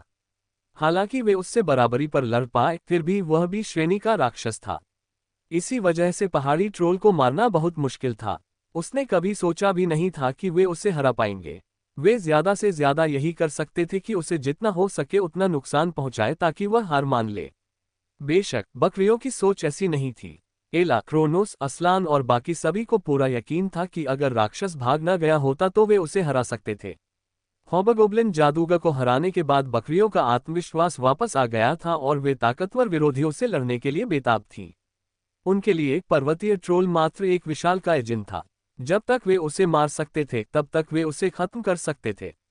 सबने अच्छा काम किया, विलियम ने बकरियों को इकट्ठा होने का इशारा करते हुए कहा। क्या किसी को चोट लगी है? आओ, मैं तुम्हारा इलाज करता हूँ। मीह, असलान, तुम्हारा क्या मतलब है कि तुम्हें दर्द नहीं हो रहा? देखो, तुम्हारे पैर से खून बह रहा है। मीह, बस मामूली खरोंच, मुझे नहीं लगता। इधर आओ, मैं तुम्हारा इलाज कर देता हूँ। मीह, कोई बहाना नहीं, इधर आओ। प्राथमिक चिकित्सा, ठीक है। अगला। मीह, इको, तुम एक लड़की हो, तुम्हें अपना बेहतर ख्याल रखना चाहिए। मीह, प्राथमिक उपचार, अरे आप सब तो बड़े जिद्दी हैं। ठीक है, जैसा आप चाहें। सामूहिक प्राथमिक उपचार। विलियम ने 3 बार सामूहिक प्राथमिक उपचार का प्रयोग किया और बकरियों के घावों को ठीक कर दिया। हालांकि इतनी अधिक मानव ऊर्जा का उपयोग करना व्यर्थ था, लेकिन उसके पास कोई विकल्प नहीं था। बकरियां अभी भी युद्ध की लालसा से ग्रस्त थीं और बहुत जिद्दी थीं। नाना, हरमन, एस्ट, इसहाक और इयान विलियम को बकरियों को चिढ़ाते हुए और परेशान चेहरे के साथ देख रहे थे। उन्हें यह दृश्य काफी मजेदार लगा, लेकिन उनमें से कोई भी हंस नहीं रहा था। विलियम के अविश्वसनीय प्रदर्शन को देखकर वे अभी भी सदमे में थे। अध्याय 66, स्वतंत्रता की कीमत। ये लो विलियम, हरमन ने उस छोटे लड़के को एक भुनी हुई मछली देते हुए कहा। धन्यवाद अंकल हरमन, विलियम ने खुशी खुशी भोजन स्वीकार करते हुए जवाब दिया। तीनों पर्वतीय ट्रोल्स के मैदान से चले जाने के बाद समूह ने नदी किनारे दोपहर का भोजन करने का फैसला किया। एस्ट बार बार विलियम पर नजर गड़ाए देख रहा था, जो बड़े चाव से भुनी हुई मछली खा रहा था। उसकी नजर बार बार लड़के के गले में लटके हुए मित्रिल के हार पर भी जा रही थी। स्वाभाविक रूप से विलियम ने उसकी निगाहों को महसूस किया, लेकिन उसने इस पर ध्यान नहीं दिया। लोंट में हर किसी ने पहली बार उसका गुलामों वाला पट्टा देखकर उसे ऐसी ही उत्सुक निगाहों से देखा था। विलियम की उम्मीदों के विपरीत लोंट में किसी ने भी इस पर कोई खास प्रतिक्रिया नहीं दी। वे उसे उत्सुकता से देखते रहे और सोचते रहे कि उसके गले का पट्टा बड़ा आकर्षक लग रहा है। यहाँ तक कि जिन वयस्कों को यह एहसास हो गया था कि यह गुलामों का पट्टा है, उन्हें भी लगा कि यह विलियम की शरारतों को कम करने के लिए सेलिन की एक शरारत मात्र है। बेशक यह मानसिकता केवल लोंट कस्बे तक ही सीमित थी। जो लोग इस बारे में नहीं जानते थे, वे बस यही सोचते थे कि विलियम एक बेचारा आधा एल्फ था जिसे गुलाम व्यापारियों ने बेच दिया था। वैसे विलियम, हमें पहले बचाने के लिए आपका बहुत बहुत धन्यवाद, एस्ट ने गंभीर भाव से कहा। मैं अपने नाम की कसम खाता हूं कि मैं इस एहसान का बदला चुकाऊंगा। बस मुझे विल कह देना, विलियम ने मुस्कुराते हुए जवाब दिया। और तुम्हें मुझे कुछ भी चुकाने की जरूरत नहीं है। मैंने वही किया जो मुझे सही लगा। मुझे यकीन है कि अगर तुम मेरी जगह होते तो तुम भी यही करते। लेकिन कोई किंतु परंतु नहीं। जरूरतमंद की मदद करने के लिए आपको किसी कारण की आवश्यकता नहीं है। हरमन दोनों बच्चों की बातचीत देखता रहा और प्रशंसा में सिर हिलाता रहा। वह विलियम को बहुत पसंद करता था और इस बात का अफसोस करता था कि उसका विलियम जैसा कोई पोता नहीं है। एस्ट समझ गया था कि विलियम उसकी जान बचाने के बदले किसी भी तरह का इनाम लेने से साफ इनकार कर रहा है, इसलिए उसने फैसला किया कि चाहे उसके रक्षक को पसंद हो या न हो, वह भविष्य में उसका एहसान चुकाएगा। फिलहाल वह उस चरवाहे के बारे में और जानना चाहता था जो उसे एक रहस्यमय लेकिन सुखद एहसास दे रहा था। आपने कहा था कि आप पवित्र मंदिर की ओर जा रहे हैं, है ना? एस्ट ने पूछा। वहां जाने का आपका क्या कारण है? मैं पवित्र मंदिर में एक देवता से मिलने जा रहा हूं। मेरा मतलब है, मैं देवताओं से प्रार्थना करना चाहता हूं कि वे लोंट की रक्षा करें और शहरवासियों को किसी भी नुकसान से बचाएं। विलियम ने अपनी पहले की जबान फिसलने की बात छिपाने के लिए यह बहाना बनाया। लोंट, एस्ट ने हरमन की ओर देखा। उसकी आंखों में स्पष्ट रूप से सवाल था, क्या तुम लोंट के बारे में कुछ जानते हो? हरमन ने अपनी आंखें बंद की और कुछ देर सोचा। अगर मुझे सही याद है तो लोंट पश्चिमी क्षेत्र के किनारे पर बसा एक छोटा सा कस्बा है। आह, क्या आप उस बूढ़े बदमाश जेम्स से रिश्तेदार हैं? विलियम मुस्कुराया और सिर हिलाया। मेरा पूरा नाम विलियम वॉन आइंसेवर्थ है, लेकिन आप मुझे विल ही कहिए, अंकल हरमन। एंसेवर्थ, नानी ने होंठ सिकोड़ते हुए कहा। तो वह बेशर्म बूढ़ा आदमी तुम्हारा दादा है? नाना, क्या आप विलियम के दादाजी को जानती हैं? एस्ट ने पूछा। बिल्कुल, नाना ने सिर हिलाया। वह बेशर्म कमीना है जिसने विंडकीपगढ़ की लड़ाई के दौरान फैली अराजकता का फायदा उठाया। उसी ने और उसके साथियों ने मिलकर फ्लड ड्रैगन, ओरुब्रो और एम्फिसबेना को मार गिराया था। उस बूढ़े व्यक्ति में तो इतनी हिम्मत भी थी कि उसने युद्ध के मैदान में सभी को ये घोषणा कर दी कि हेलन साम्राज्य की संयुक्त सेना केवल इसलिए जीती क्योंकि उसने बाढ़ के अजगर को दूर भगा दिया और राक्षस सेना की कमान श्रृंखला को तोड़ दिया। इस समय राजधानी के सभी रईस उसका नाम लेकर उसे कोस रहे हैं। यहाँ तक कि राजा भी उसकी हरकतों के कारण युद्ध के बाद की स्थिति से निपटने के सर्वोत्तम तरीके को लेकर परेशान है। विलियम को देखते हुए हरमन मुस्कुराया। तुम्हारे दादाजी बड़े चालाक थे। जब राज्य की सारी सेनाएं राक्षसों की सेना से लड़ रही थीं, तब उन्होंने तीनों बड़े सरदारों को बहला फुसलाकर वहां से हटा लिया और उन्हें काबू में कर लिया। असल में उन्होंने उस लड़ाई में सबसे ज्यादा फायदा उठाने के लिए गठबंधन को बलि का बकरा बना दिया। तुम्हारे दादाजी में वाकई बहुत हिम्मत थी। विलियम ने ये कहानी अपने दादाजी से पहले ही सुन ली थी, क्योंकि बूढ़े दादाजी को अपनी वीरता के कारनामों के बारे में बढ़ चढ़कर बताना बहुत पसंद था। फिर भी विलियम इस बात से बहुत प्रभावित हुआ कि कैसे उनके छोटे से समूह ने राक्षसों की सेना के खिलाफ युद्ध में बड़ी जीत हासिल की। विलियम के दादाजी के बारे में नाना और हरमन की टिप्पणियां सुनकर इयान ने नाक सिकोड़ी। भले ही उस लड़ाई में उसे सबसे ज्यादा फायदा हुआ हो, फिर भी उसका पोता गुलाम बन गया, इयान ने ताना मारा। क्या इसे ही कर्मफल नहीं कहते? इयान, बदतमीजी मत करो, एस्ट ने अपने नौकर को फटकारा। विलियम, मैं अपने नौकर के शब्दों के लिए माफी मांगता हूं। वह बस एक सीधा सादा इंसान है। कोई बात नहीं, विलियम ने आह भरी। शायद इसे कर्मफल ही कह सकते हैं कि मेरे साथ ऐसा हुआ। मेरे दादाजी तो तब बौखला गए थे जब उन्हें पता चला कि लौट लौटने के बाद मैं गुलाम बन गया था। क्या उसे पता है कि तुम गुलाम बन गए थे? इयान के जुड़वां भाई इसहाक ने विलियम को हैरानी से देखा। हालांकि कोई खुलकर नहीं कह रहा था, लेकिन वे सोचते थे कि विलियम बीस्ट टाइड आपदा में बचे लोगों में से एक था और उसे गुलाम बनने के लिए बेच दिया गया था। वर्तमान में राजधानी में गुलामों की भारी आमद हो रही थी और उनमें से अधिकांश उन गांवों और कस्बों से बचे हुए लोग थे जो राक्षसी सेना द्वारा तबाह कर दिए गए थे। शुरू में उन्हें लगा कि विलियम भी उन्हीं बचे हुए लोगों में से एक है। विलियम ने सिर हिलाया। तो फिर उसने तुम्हें वापस क्यों नहीं खरीदा? एस्ट ने पूछा। वह इसे वहन नहीं कर सकता। विलियम ने अपने गले में लगे मित्रिल कॉलर को सहलाया। मुझ जैसा सुंदर और प्रतिभाशाली आधा एल्फ तो खगोलीय कीमत का है। दादाजी ने अपने छोटे से अभियान के दौरान जो लाभ अर्जित किए, वे भी मेरी आज़ादी वापस खरीदने के लिए पर्याप्त नहीं थे। क्या तुम बड़ा चढ़ाकर बोल रही हो? एस्टे ने चुनौती देते हुए पूछा। तुम्हारी आज़ादी वापस पाने के लिए तुम्हारे दादाजी को आखिर कितनी कीमत चुकानी पड़ी? मान लीजिए कि हेलन साम्राज्य का शाही परिवार अपना सारा खजाना भी खाली कर दे, तब भी वे मुझे खरीदने का सामर्थ्य नहीं रख पाएंगे, विलियम ने गर्व भरे लहजे में जवाब दिया। एक सम्राट की फिरौती भी मेरी संपत्ति के आगे फीकी पड़ जाएगी। नाना, हरमन, इसहाक, क्या मैं तुम्हारे चेहरे पर एक घूंसा मार सकता हूं? इयान ने पूछा। मेरे हाथ अभी बहुत खुजली कर रहे हैं।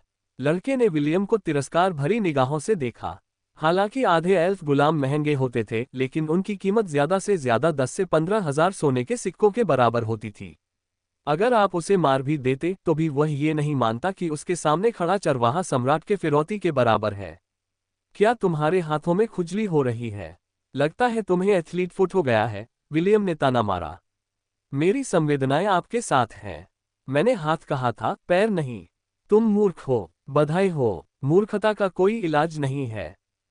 इसहाक ने जल्दी से अपने जुड़वां भाई को पकड़ लिया क्योंकि वह विलियम से झगड़ा करने ही वाला था। नाना और हरमन ने एक दूसरे को देखा और बेबसी से सिर हिला दिया। विलियम ने अपने सामने खड़े उस सुंदर लड़के को देखकर आंखें घुमाईं। उसने झूठ नहीं कहा था कि सम्राट का फिरौती भी उन सामग्रियों के सामने फीका पड़ जाता है जो सेलिन ने अपने प्रयोग के दौरान खोदी थी। कुछ वस्तुएं तो इतनी दुर्लभ और कीमती थीं कि उन्हें पैसे होने पर भी खरीदा नहीं जा सकता था। उसे यह समझ नहीं आ रहा था कि इयान नाम का लड़का अचानक उसे ही क्यों निशाना बना रहा है। क्या ऐसा हो सकता है कि वह इसलिए जल रहा हो क्योंकि मैं उससे 3 गुना ज्यादा सुंदर हूं? विलियम ने सोचा। हाँ, सुंदर होना तो सच में पाप है। अगर इयान विलियम के विचारों को सुन पाता तो शायद वह अपने जुड़वां भाई से जी जान से लड़ता ताकि उसे बुरी तरह पीटने का मौका मिल सके। आप सब लोग क्या कह रहे हैं? पवित्र मंदिर के दर्शन के लिए इतनी दूर क्यों आए? विलियम ने खाना खत्म करने के बाद पूछा। आपके कपड़े महंगे तो नहीं लग रहे, लेकिन उनके डिजाइन पश्चिमी क्षेत्र में आमतौर पर पहने जाने वाले कपड़ों से बहुत अलग हैं। क्या आप सब राजधानी से आए हैं? नाना, हरमन, इयान और इसहाक की निगाहें एस्ट पर टिक गईं। विलियम ने उनके भावों में आए सूक्ष्म बदलाव को देखा और हल्के भूरे बालों और आंखों वाले उस नाजुक दिखने वाले लड़के की ओर आशा भरी नजरों से देखा। मंदिर जाने के हमारे कारण एक ही हैं, एस्ट ने उत्तर दिया। मैं भी वहां प्रार्थना करने और देवताओं से उनकी दया की भीख मांगने जा रहा हूं। विलियम ने सहमति में सिर हिलाया। हर कोई देवताओं से प्रार्थना करने के लिए मंदिर जाता है, इसलिए एस्ट का कारण असामान्य नहीं था। उसके बाद समूह ने इधर उधर की बातें करना शुरू कर दिया, जिससे माहौल और भी जीवंत हो गया। आधे घंटे बाद वे खुले मैदान से निकलकर पवित्र मंदिर की ओर अपनी यात्रा जारी रखी। अध्याय 67। बड़े भाई, क्या आप अपने वर्तमान जीवन से खुश हैं? एक दिन बाद समूह अंततः एलिसिफेल पर्वत पर पहुंचा जहां साहस का मंदिर स्थित था। पर्वत के मध्य में स्थित मंदिर परिसर तक पहुंचने के लिए उन्हें 4 घंटे और यात्रा करनी थी। एला की पीठ पर सवार विलियम ने आगे बढ़कर ये देखने की कोशिश की कि कहीं रास्ते में कोई छिपा हुआ खतरा तो नहीं है। बकरियां उसके पीछे पीछे दो कतारों में चल रही थीं और अपने आसपास के वातावरण पर पूरी तरह से नजर रख रही थीं। मैंने अपनी पूरी जिंदगी में इतनी अनुशासित अंगोरियन बकरियां कभी नहीं देखी, नाना ने प्रशंसा करते हुए कहा। अगर एक हफ्ते पहले कोई मुझसे कहता कि अंगोरियन बकरियां किसी पहाड़ी राक्षस से मुकाबला कर सकती हैं, तो मैं निश्चित रूप से उसके मुंह पर थूक देती। क्या अंगोरियन बकरियां सचमुच इतनी खूंखार होती हैं? एस्ट ने पूछा। विलियम को अपने झुंड से लड़ते हुए देखने के बाद उसे अपने घर में अंगोरियन बकरियां पालने का बहुत मन हुआ। बिल्कुल नहीं, नाना ने दृढ़ता से उत्तर दिया। मैंने कई अंगोरियन बकरियां देखी हैं और वे सभी भीड़ों की तरह शांत थीं। विलियम की देखरेख में जो बकरियां हैं वे काफी असामान्य हैं, खासकर वह जिसे वह मामा एला कहता है। अजीब बात है, एस्ट ने भौहें चढ़ाते हुए कहा। लड़ाई के दौरान एला नाम की उस बकरी ने अपना रूप बदल लिया था। वह अपने वर्तमान रूप से कहीं अधिक विशाल और डरावनी थी। नानी, क्या आपने लड़ाई के दौरान उसके बदले हुए रूप को पहचाना था? हाँ, नाना ने सिर हिलाया। अगर मैं गलत नहीं हूं तो उसने अंगोरियन युद्ध आइबेक्स का रूप धारण किया था। राज्य के उत्तर में पहाड़ों में योद्धाओं का एक कबीला रहता है। वे बहुत ही भयंकर योद्धा हैं और उनके वाहन किरंटोर के विशाल पहाड़ों में रहने वाले जंगली अंगोरियन युद्ध आइबेक्स हैं। वे युद्ध करने वाले आइबेक्स युद्ध के लिए पाले गए घोड़ों से भी अधिक भयंकर और घातक होते हैं। बलपूर्वक उनकी भूमि पर कब्जा करने का प्रयास केवल असंख्य मौतों का कारण बनेगा। इसीलिए राजा ने गठबंधन के बदले पर्वतीय जनजाति को उनकी स्वायत्तता बनाए रखने की अनुमति देने का निर्णय लिया। जब मैंने पश्चिमी क्षेत्र में एक अंगोरियन युद्ध आइबेक्स को देखा तो आप कल्पना भी नहीं कर सकते कि मैं कितना आश्चर्यचकित हुआ था। क्या ये कोई विकसित प्राणी है? इयान ने पूछा। मैंने सुना है कि कुछ प्राणी अपना पद बढ़ाने के बाद अपना रूप बदल सकते हैं। संभावना तो है, नहीं, मुझे लगता है यही एकमात्र संभावना है, नाना ने सहमति जताते हुए कहा। हर कोण से देखने पर एला एक साधारण अंगोरियन बकरी जैसी लगती है। ये बहुत संभव है कि जब नाना को अचानक ये बात समझ आई तो उनकी आंखें चौड़ी हो गईं। वह अकेली नहीं थी। एस्ट ने भी इसी संभावना के बारे में सोचा था और इसी वजह से उसने अविश्वास भरी नजरों से नाना की ओर देखा। कहीं ऐसा तो नहीं, एस्ट ने मुश्किल से अपनी बात कही। क्या ऐसा भी हो सकता है कि विलियम के पीछे चलने वाली वो बकरियां भी युद्ध करने वाले आइबेक्स में बदल जाएं? इयान और इसहाक ने एक दूसरे की ओर देखा। एक दिन पहले हुई लड़ाई अभी भी उनके दिमाग में ताज़ा थी। उन्हें अभी भी याद था कि कैसे एला ने पहाड़ी ट्रोल से बराबरी के मैदान पर लड़ाई लड़ी जबकि बाकी बकरियों ने अगल बगल से हमला किया था। उस समय लड़ाई बराबरी पर थी। हालांकि अगर वे सभी बकरियां युद्ध करने वाले आइबेक्स में बदल जाती तो पर्वतीय ट्रोल निश्चित रूप से वहीं मर जाता। असंभव, इयान ने तुरंत खंडन किया। बहुत कम जीव विकसित हो सकते हैं और ये बकरियां स्पष्ट रूप से पालतू जानवर हैं। मैंने कभी नहीं सुना कि कोई अंगोरियन बकरी वॉर आइबेक्स में विकसित हुई हो। हो सकता है कि एला एक वॉर आइबेक्स हो जिसे उत्तर से लाया गया हो। चूंकि विलियम के दादाजी एक प्रभावशाली व्यक्ति हैं, इसलिए एक वॉर आइबेक्स प्राप्त करना असंभव नहीं है। इसहाक ने अपने भाई के निष्कर्ष पर सहमति जताते हुए सिर हिलाया। नाना को भी यह व्याख्या बहुत तर्कसंगत लगी। अगर अंगोरियन बकरियां आसानी से युद्धशील आइबेक्स में विकसित हो सकती थीं, तो हेलेन साम्राज्य के पास पहले से ही युद्धशील आइबेक्स की एक सेना होती। जब हम जागीर में लौटें तो किसी को लोंट भेजो, एस्ट ने आदेश दिया। हमें इस कस्बे के बारे में और अधिक जानने की जरूरत है जो भयंकर तूफान से बच गया है। समझ गई, नाना ने सिर हिलाया। क्या मुझे विलियम की निजी जानकारी भी खंगालनी चाहिए? हाँ, लेकिन ऐसा करते समय सावधानी बरतना। साथ ही मैं चाहता हूं कि तुम विलियम के मालिक के बारे में और अधिक जानकारी जुटाओ। वह मालिक जिसके अधीन वह गुलाम के रूप में बंधा हुआ है। समझा। 4 घंटे बाद गाड़ी साहस के मंदिर के द्वार के सामने रुकी। द्वार पर तैनात पहरेदारों ने उन्हें उतरने के लिए कहा क्योंकि मंदिर परिसर के अंदर गाड़ियों की अनुमति नहीं थी। विलियम को चिंता थी कि पहरेदार उसके पशुओं के झुंड को अंदर नहीं जाने देंगे। सौभाग्य से पहरेदारों को कोई आपत्ति नहीं थी और उन्होंने लड़के को ये भी बताया कि साहस के मंदिर में रहने वाली वर्तमान मुख्य पुजारिन को जानवरों से, विशेषकर बकरियों से बहुत प्रेम था। कुछ प्रारंभिक जांच पड़ताल के बाद अंततः समूह को मंदिर के द्वार से गुजरने की अनुमति दे दी गई। यह मेरी सोच से भी बड़ा है, विलियम ने अपने सामने खड़ी विशाल संरचना को देखते हुए कहा। हालांकि मंदिर का डिजाइन आधुनिक दुनिया की इमारतों से किसी भी तरह से तुलना करने लायक नहीं था, फिर भी इसने विलियम को एक अलौकिक अनुभूति दी जिसने उसे प्रशंसा की दृष्टि से इसे देखने के लिए प्रेरित किया।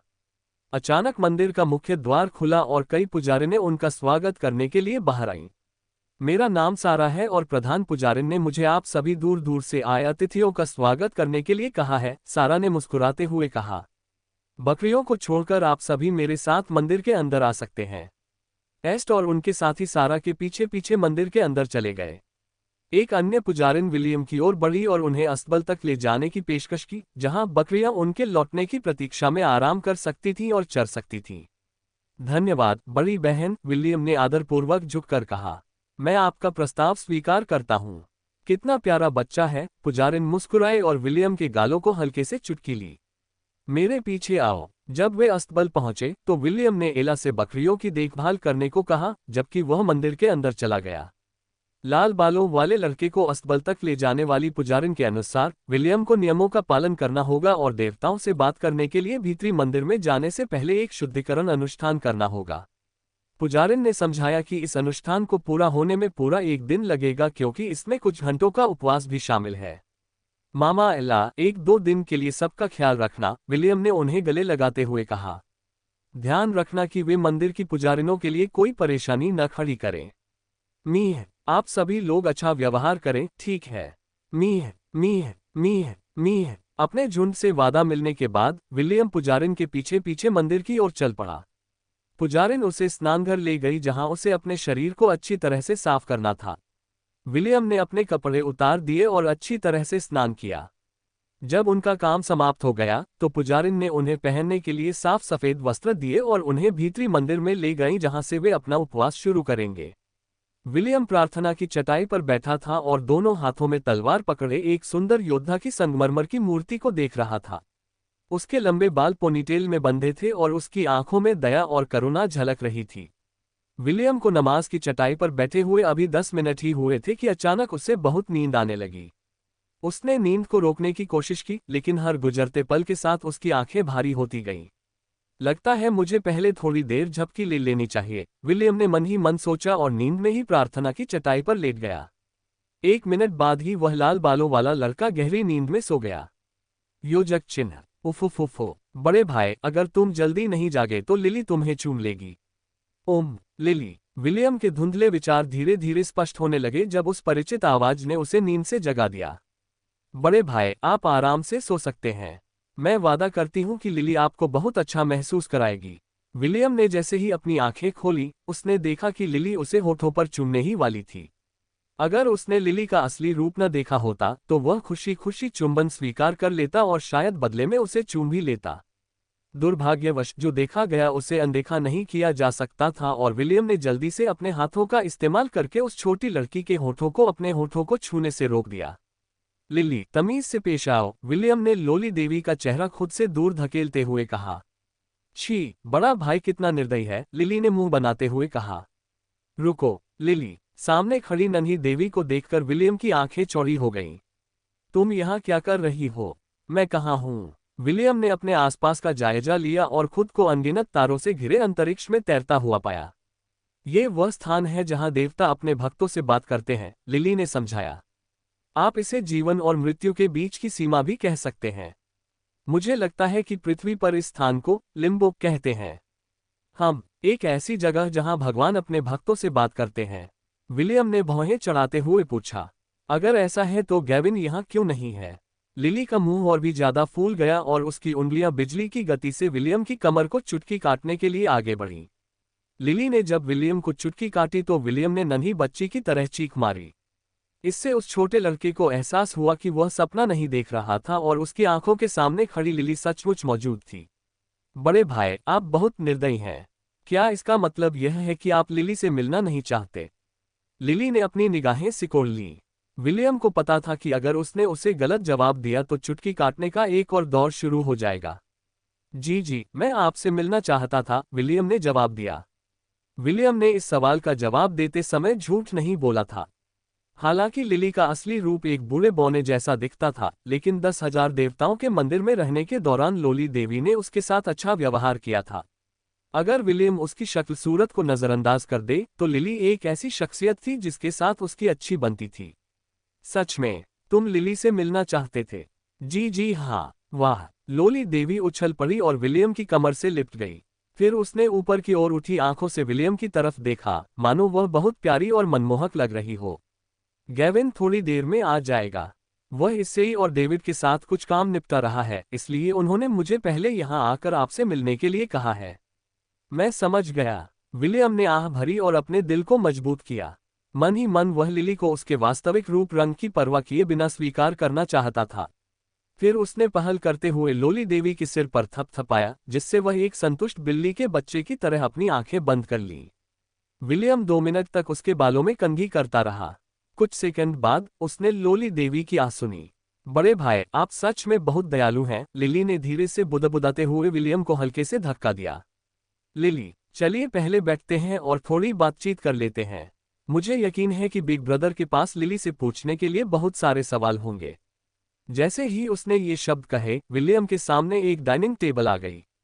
टेबल पर कई व्यंजन रखे हुए थे और वे सभी देखने में स्वादिष्ट लग रहे थे। चलिए खाते खाते बातें करते हैं, बड़े भाई। लिली ने विलियम को बैठने का इशारा किया। विलियम ने आज्ञाकारी ढंग से उसका निमंत्रण स्वीकार किया और लिली के सामने वाली कुर्सी पर बैठ गया। क्या तुम खाना नहीं खाओगे? लिली ने पूछा। चलिए बाकी लोगों के आने का इंतजार करते हैं, विलियम ने जवाब दिया। अगर हम सब साथ मिलकर खाना खाएंगे तो ज्यादा मजा आएगा। लिली ने विलियम को एक प्यारी सी मुस्कान दी, जिससे उसका दिल जोर से धड़कने लगा। बड़े भाई, लिली आपसे एक सवाल पूछना चाहती है। आगे बढ़ो। जब तक ये गणित नहीं है, मुझे पूरा भरोसा है कि मैं तुम्हें सही उत्तर दे सकता हूँ। लिली ने अपनी ठुड्डी को हथेली के पिछले हिस्से पर टिकाते हुए खिलखिलाकर हंसी। फिर उसने अपनी प्यारी, चमकीली, लाल आंखों से विलियम की ओर देखा। वह उससे वह सवाल पूछना चाहती थी जो उसके मन में तब से खटक रहा था जब ट्रक उनके पुनर्जन्म चक्र में हस्तक्षेप के कारण विलियम गलती से लाल पोर्टल में प्रवेश कर गया था। बड़े भाई, क्या आप अपने वर्तमान जीवन से खुश हैं? अध्याय 68, ईश्वर के संकेत। क्या मैं अपने वर्तमान जीवन से खुश हूँ? विलियम ने अपनी आंखें बंद की और लोन्ट कस्बे में बिताए अपने 10 वर्षों को याद किया। हर दिन प्यार और स्नेह से भरा होता था, कभी कभी तो उसका दिल पिघल जाता था। उसकी माँ एला हमेशा उसके साथ रहती थी और उसकी रक्षा करती थी। उनकी चाची अन्ना उन्हें प्यार से गले लगाते हुए गीत सुनाती थी। उनके चाचा मोड्रेड ये सुनिश्चित करते थे कि उन्हें खाने पीने और कपड़ों की कमी न हो। उनकी चाची हेलेन हमेशा उनके लिए मिठाई बनाने का समय निकालती थी, जिसे वह अपनी बकरियों की देखभाल करते समय घाटी में ले जा सकते थे।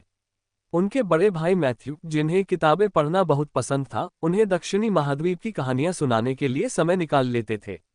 और उनके दादा जेम्स हमेशा पुरानी यादों में खो जाते थे और अपने जवानी के दिनों के कारनामों के बारे में बढ़ चढ़कर बातें करते थे। उन 10 वर्षों ने विलियम को यह एहसास दिलाया कि भले ही इस दुनिया में आधुनिक दुनिया की सुविधाएं नहीं थीं, भले ही इसमें बिजली, टेलीविजन, रेडियो और इंटरनेट नहीं था, फिर भी उसे ये दुनिया उबाऊ नहीं लगी। दरअसल हर रात जब वह सोने जाता था तो वह पूरब से सूर्योदय देखने का बेसब्री से इंतजार करता था, क्योंकि वह जानता था कि खुशियों और उमंग से भरा एक और दिन उसका इंतजार कर रहा है। मैं बहुत खुश हूँ, विलियम ने धीरे से कहा। फिर उसने अपनी आंखें खोली और अपने सामने खड़ी उस प्यारी लड़की को देखा। हालांकि मुझे नहीं पता कि अगर मैं उस समय सिल्वर पोर्टल में प्रवेश कर जाता तो मेरा जीवन कैसा होता, लेकिन जो जीवन मैं अभी जी रहा हूँ वह बहुत अनमोल है। मुझे खुशी है कि मेरा जन्म इसी दुनिया में हुआ है। मैं समझ गई, लिली ने एक प्यारी सी मुस्कान के साथ जवाब दिया। उसे पता चल गया था कि विलियम सच कह रहा है और वह वाकई अपनी मौजूदा जिंदगी से बहुत खुश है। ये सुनकर अच्छा लगा। विलियम ने शर्मिंदगी से अपना गाल खुजलाया। खैर, मुझे खुशी है कि तुम उस दुनिया में सुखमय जीवन जी रहे हो, विलियम। गेविन अचानक प्रकट हुआ। वह लिली के बगल में विलियम की ओर मुंह करके बैठ गया। मेरे सगे भाई से यही उम्मीद थी। इससे ही भी प्रकट हुआ और गेविन के बगल में बैठ गया। तुम बिल्कुल मेरे जैसी हो जब मैं छोटा था, डेविड हंसते हुए लिली के बगल में आ गया। विलियम से संबंध स्थापित कर चुके चारों देवता आ चुके थे। वे सभी मुस्कुराते चेहरों से उसे देख रहे थे, मानो वे कोई शरारत करने वाले हों। विलियम को कुछ भी गड़बड़ नहीं लगा और उसने मुस्कुराते हुए उन सभी का अभिवादन किया। काफी समय हो गया है, गेविन भाई। इससे सर डेविड। जी हाँ विलियम, काफी समय हो गया है। गेविन ने सिर हिलाया। मुझे खुशी है कि तुम ठीक हो। इस्सी और डेविड ने भी सहमति में सिर हिलाया। चूंकि सब लोग पहले से ही यहाँ हैं, तो क्यों न हम सब पहले खाना खा लें? लिली ने प्रस्ताव रखा। ये दावत आपके आने के लिए तैयार की गई थी, इसलिए अगर आप पेट भरकर नहीं खाएंगे तो यह व्यर्थ होगी। वह सही कह रही है, इससे ने टिप्पणी की। चलो सब मिलकर खाना खाते हैं। विलियम ने सिर हिलाया और सभी ने खाना पीना शुरू कर दिया। खाना खत्म होने के बाद देवताओं ने विलियम से उसके वर्तमान जीवन के बारे में प्रश्न पूछना शुरू किया, जिनका लड़के ने यथासंभव ईमानदारी से उत्तर दिया। तुम्हारा वो गुरु कुछ बुरा नहीं है, इससे ने शरारती मुस्कान के साथ कहा। विल, किसी बड़ी उम्र की महिला को प्रेमिका बनाना कोई बुरी बात नहीं है। वे ज्यादा समझदार होती हैं और मुश्किल समय में तुम उन पर भरोसा कर सकते हो। और तुम्हारे गुरु का शारीरिक विकास भी बहुत अच्छा हुआ है। अगर तुम समझ रहे हो कि मैं क्या कह रहा हूं। विलियम ने इससे को एक शरारती मुस्कान दी। दोनों विकृत मानसिकता वाले लोग एक दूसरे को घूरते रहे और उनके चेहरों पर अश्लील मुस्कान आ गई। लिली ने झुंझलाहट में अपनी जीभ चटकाई, लेकिन इसके अलावा कुछ नहीं कहा। डेविड अपनी दाढ़ी से खेलते हुए विलियम को प्रशंसा भरी निगाहों से देख रहा था। हालांकि मैंने तुम्हें अपनी छड़ी दी थी, लेकिन मुझे नहीं लगा था कि तुम इतनी जल्दी इसका इस्तेमाल करोगे। सर डेविड, आपने मुझे जो उपहार दिया है उसके लिए मैं आपका बहुत आभारी हूं। अगर आपके कर्मचारी न होते तो शायद मैं 1 साल की उम्र में ही पुनर्जन्म के चक्र में फिर से प्रवेश कर जाता। शायद इसे ही नियति कह सकते हैं। जब मैंने तुम्हें पहली बार देखा तो मुझे अपने बचपन के दिन याद आ गए। युवावस्था कैसी? लिली ने ताना मारा। जब तुम भगवान के रूप में पैदा हुए थे तब तो तुम पहले से ही बूढ़े थे। तुम इतनी बेशर्मी से कैसे कह सकते हो कि विलियम ने तुम्हें तुम्हारी युवावस्था की याद दिला दी? डेविड ने लिली की कड़वी बातों को अनसुना करने का नाटक किया और अपनी दाढ़ी से खेलता रहा। तुम्हारी माँ एला तुमसे बहुत प्यार करती है। उसका अच्छे से ख्याल रखना। मैं जरूर करूंगा, विलियम ने वादा किया। मैं उन्हें अपनी दूसरी माँ मानता हूँ। मेरे लिए मामा एला परिवार का हिस्सा है। डेविड ने संतुष्टि भरे भाव से सिर हिलाया। वह चरवाहों का ईश्वर था और विलियम अप्रत्यक्ष रूप से उसका अनुयायी बन गया जब वह अपने जन्म के संसार में एक चरवाहा बना।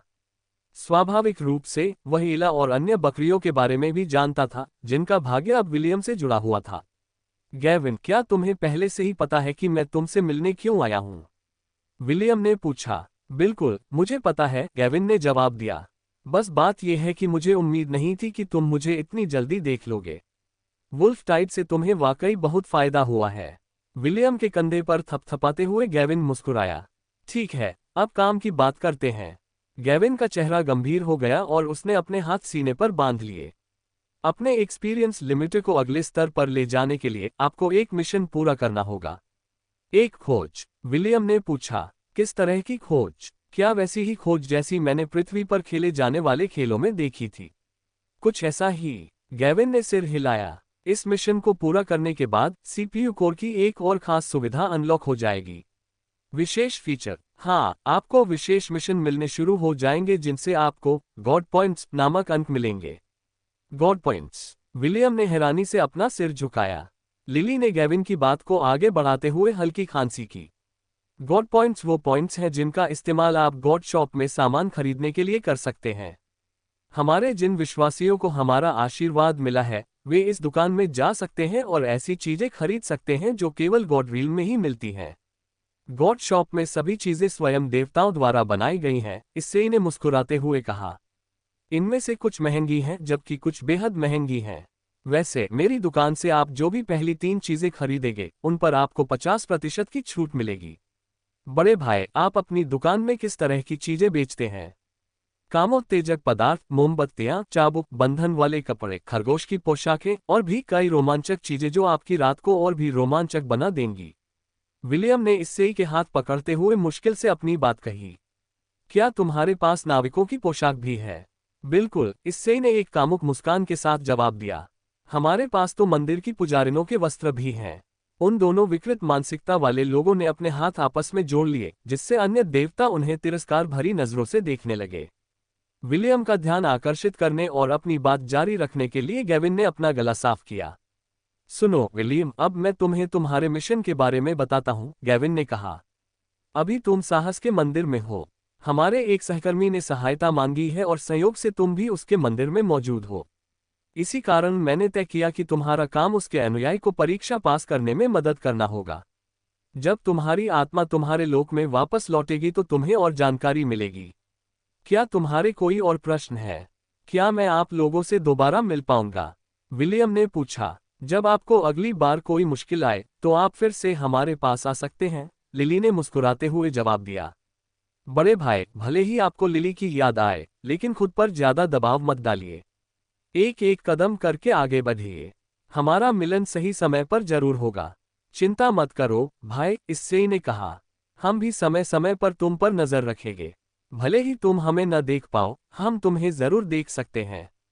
बिल्कुल सही, डेविड ने सिर हिलाया। बेशक, जब आप मुश्किलों का सामना करते हैं तो हम सीधे दखल देकर आपकी मदद नहीं कर सकते।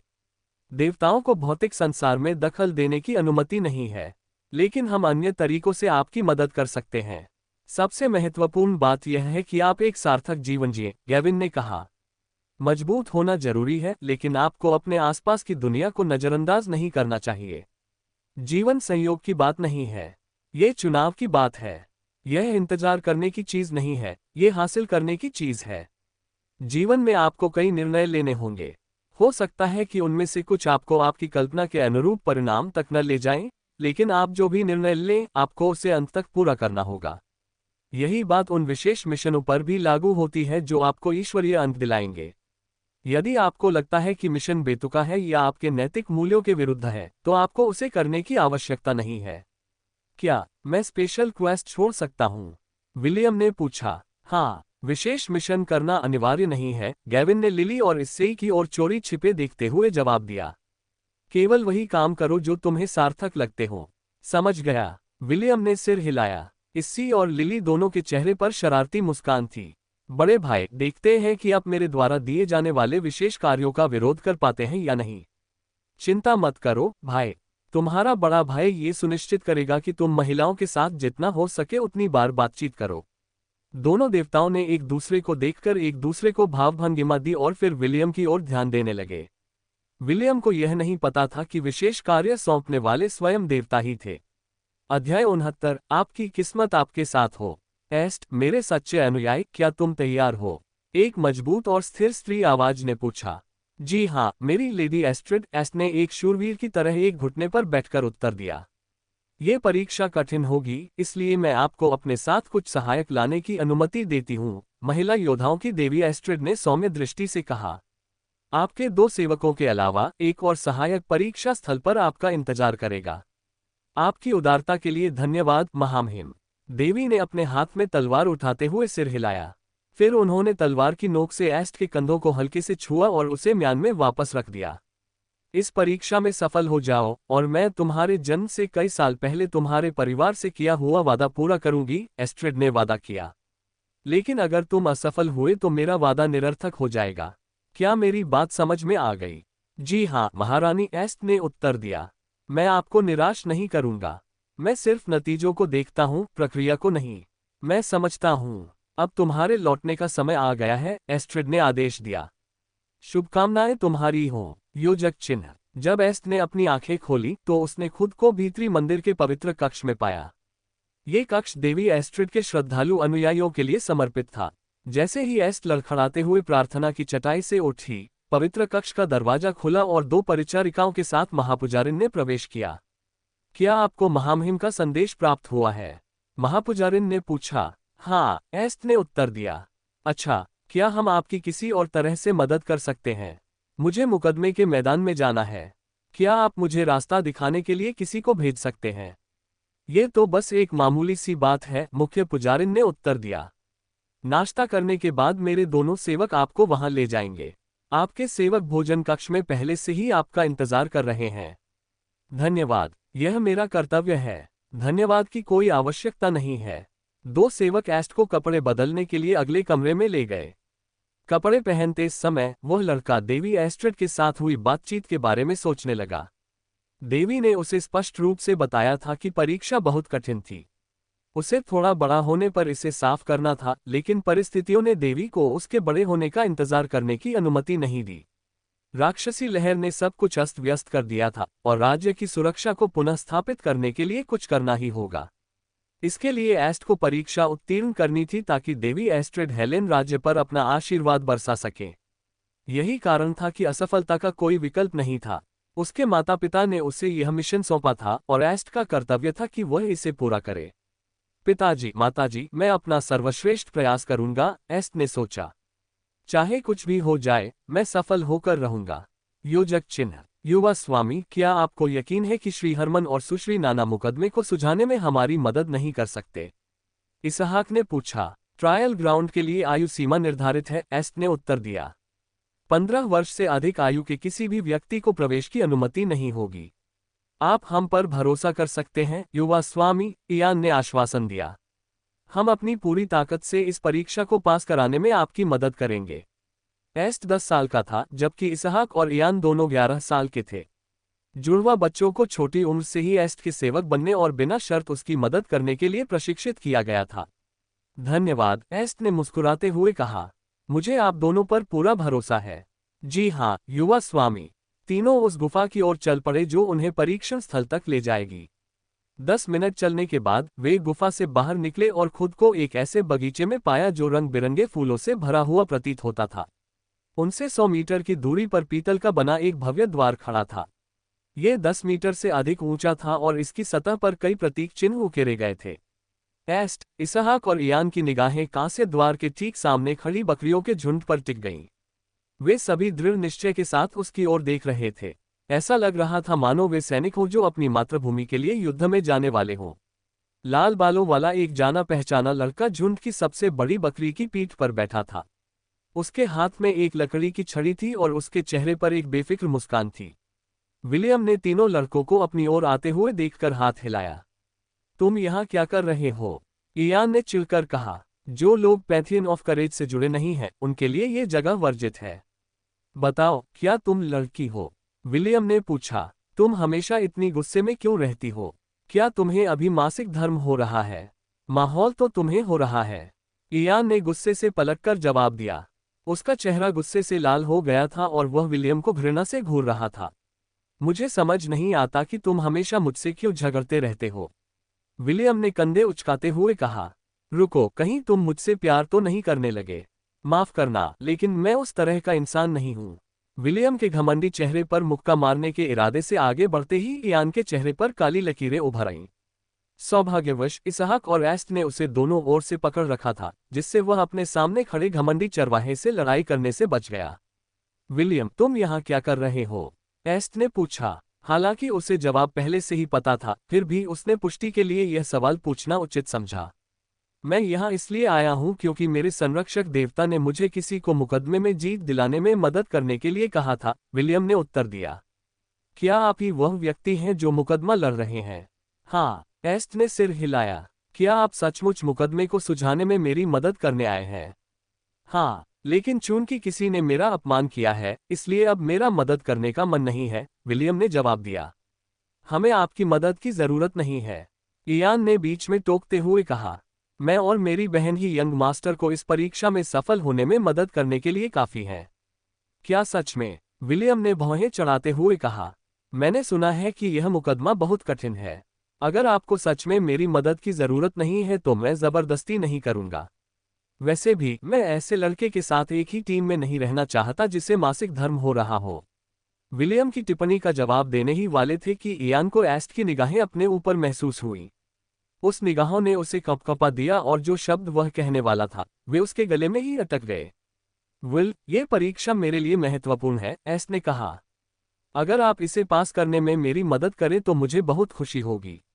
क्या मैं आपको औपचारिक रूप से इस काम को पूरा करने के लिए नियुक्त कर सकता हूं? परीक्षा सफलतापूर्वक पास करने के बाद मैं पर्याप्त भुगतान की व्यवस्था कर दूंगा। जरूर, विलियम तुरंत सहमत हो गया। वह एस्ट के प्रस्ताव को ठुकरा नहीं सकता था क्योंकि ये उसके लिए मुफ्त की चीजें थीं। भले ही इयान उसके लिए मुश्किलें खड़ी कर रहा था, लेकिन उसका इरादा एस्ट को अकेले ही परीक्षण शुरू करने देने का नहीं था।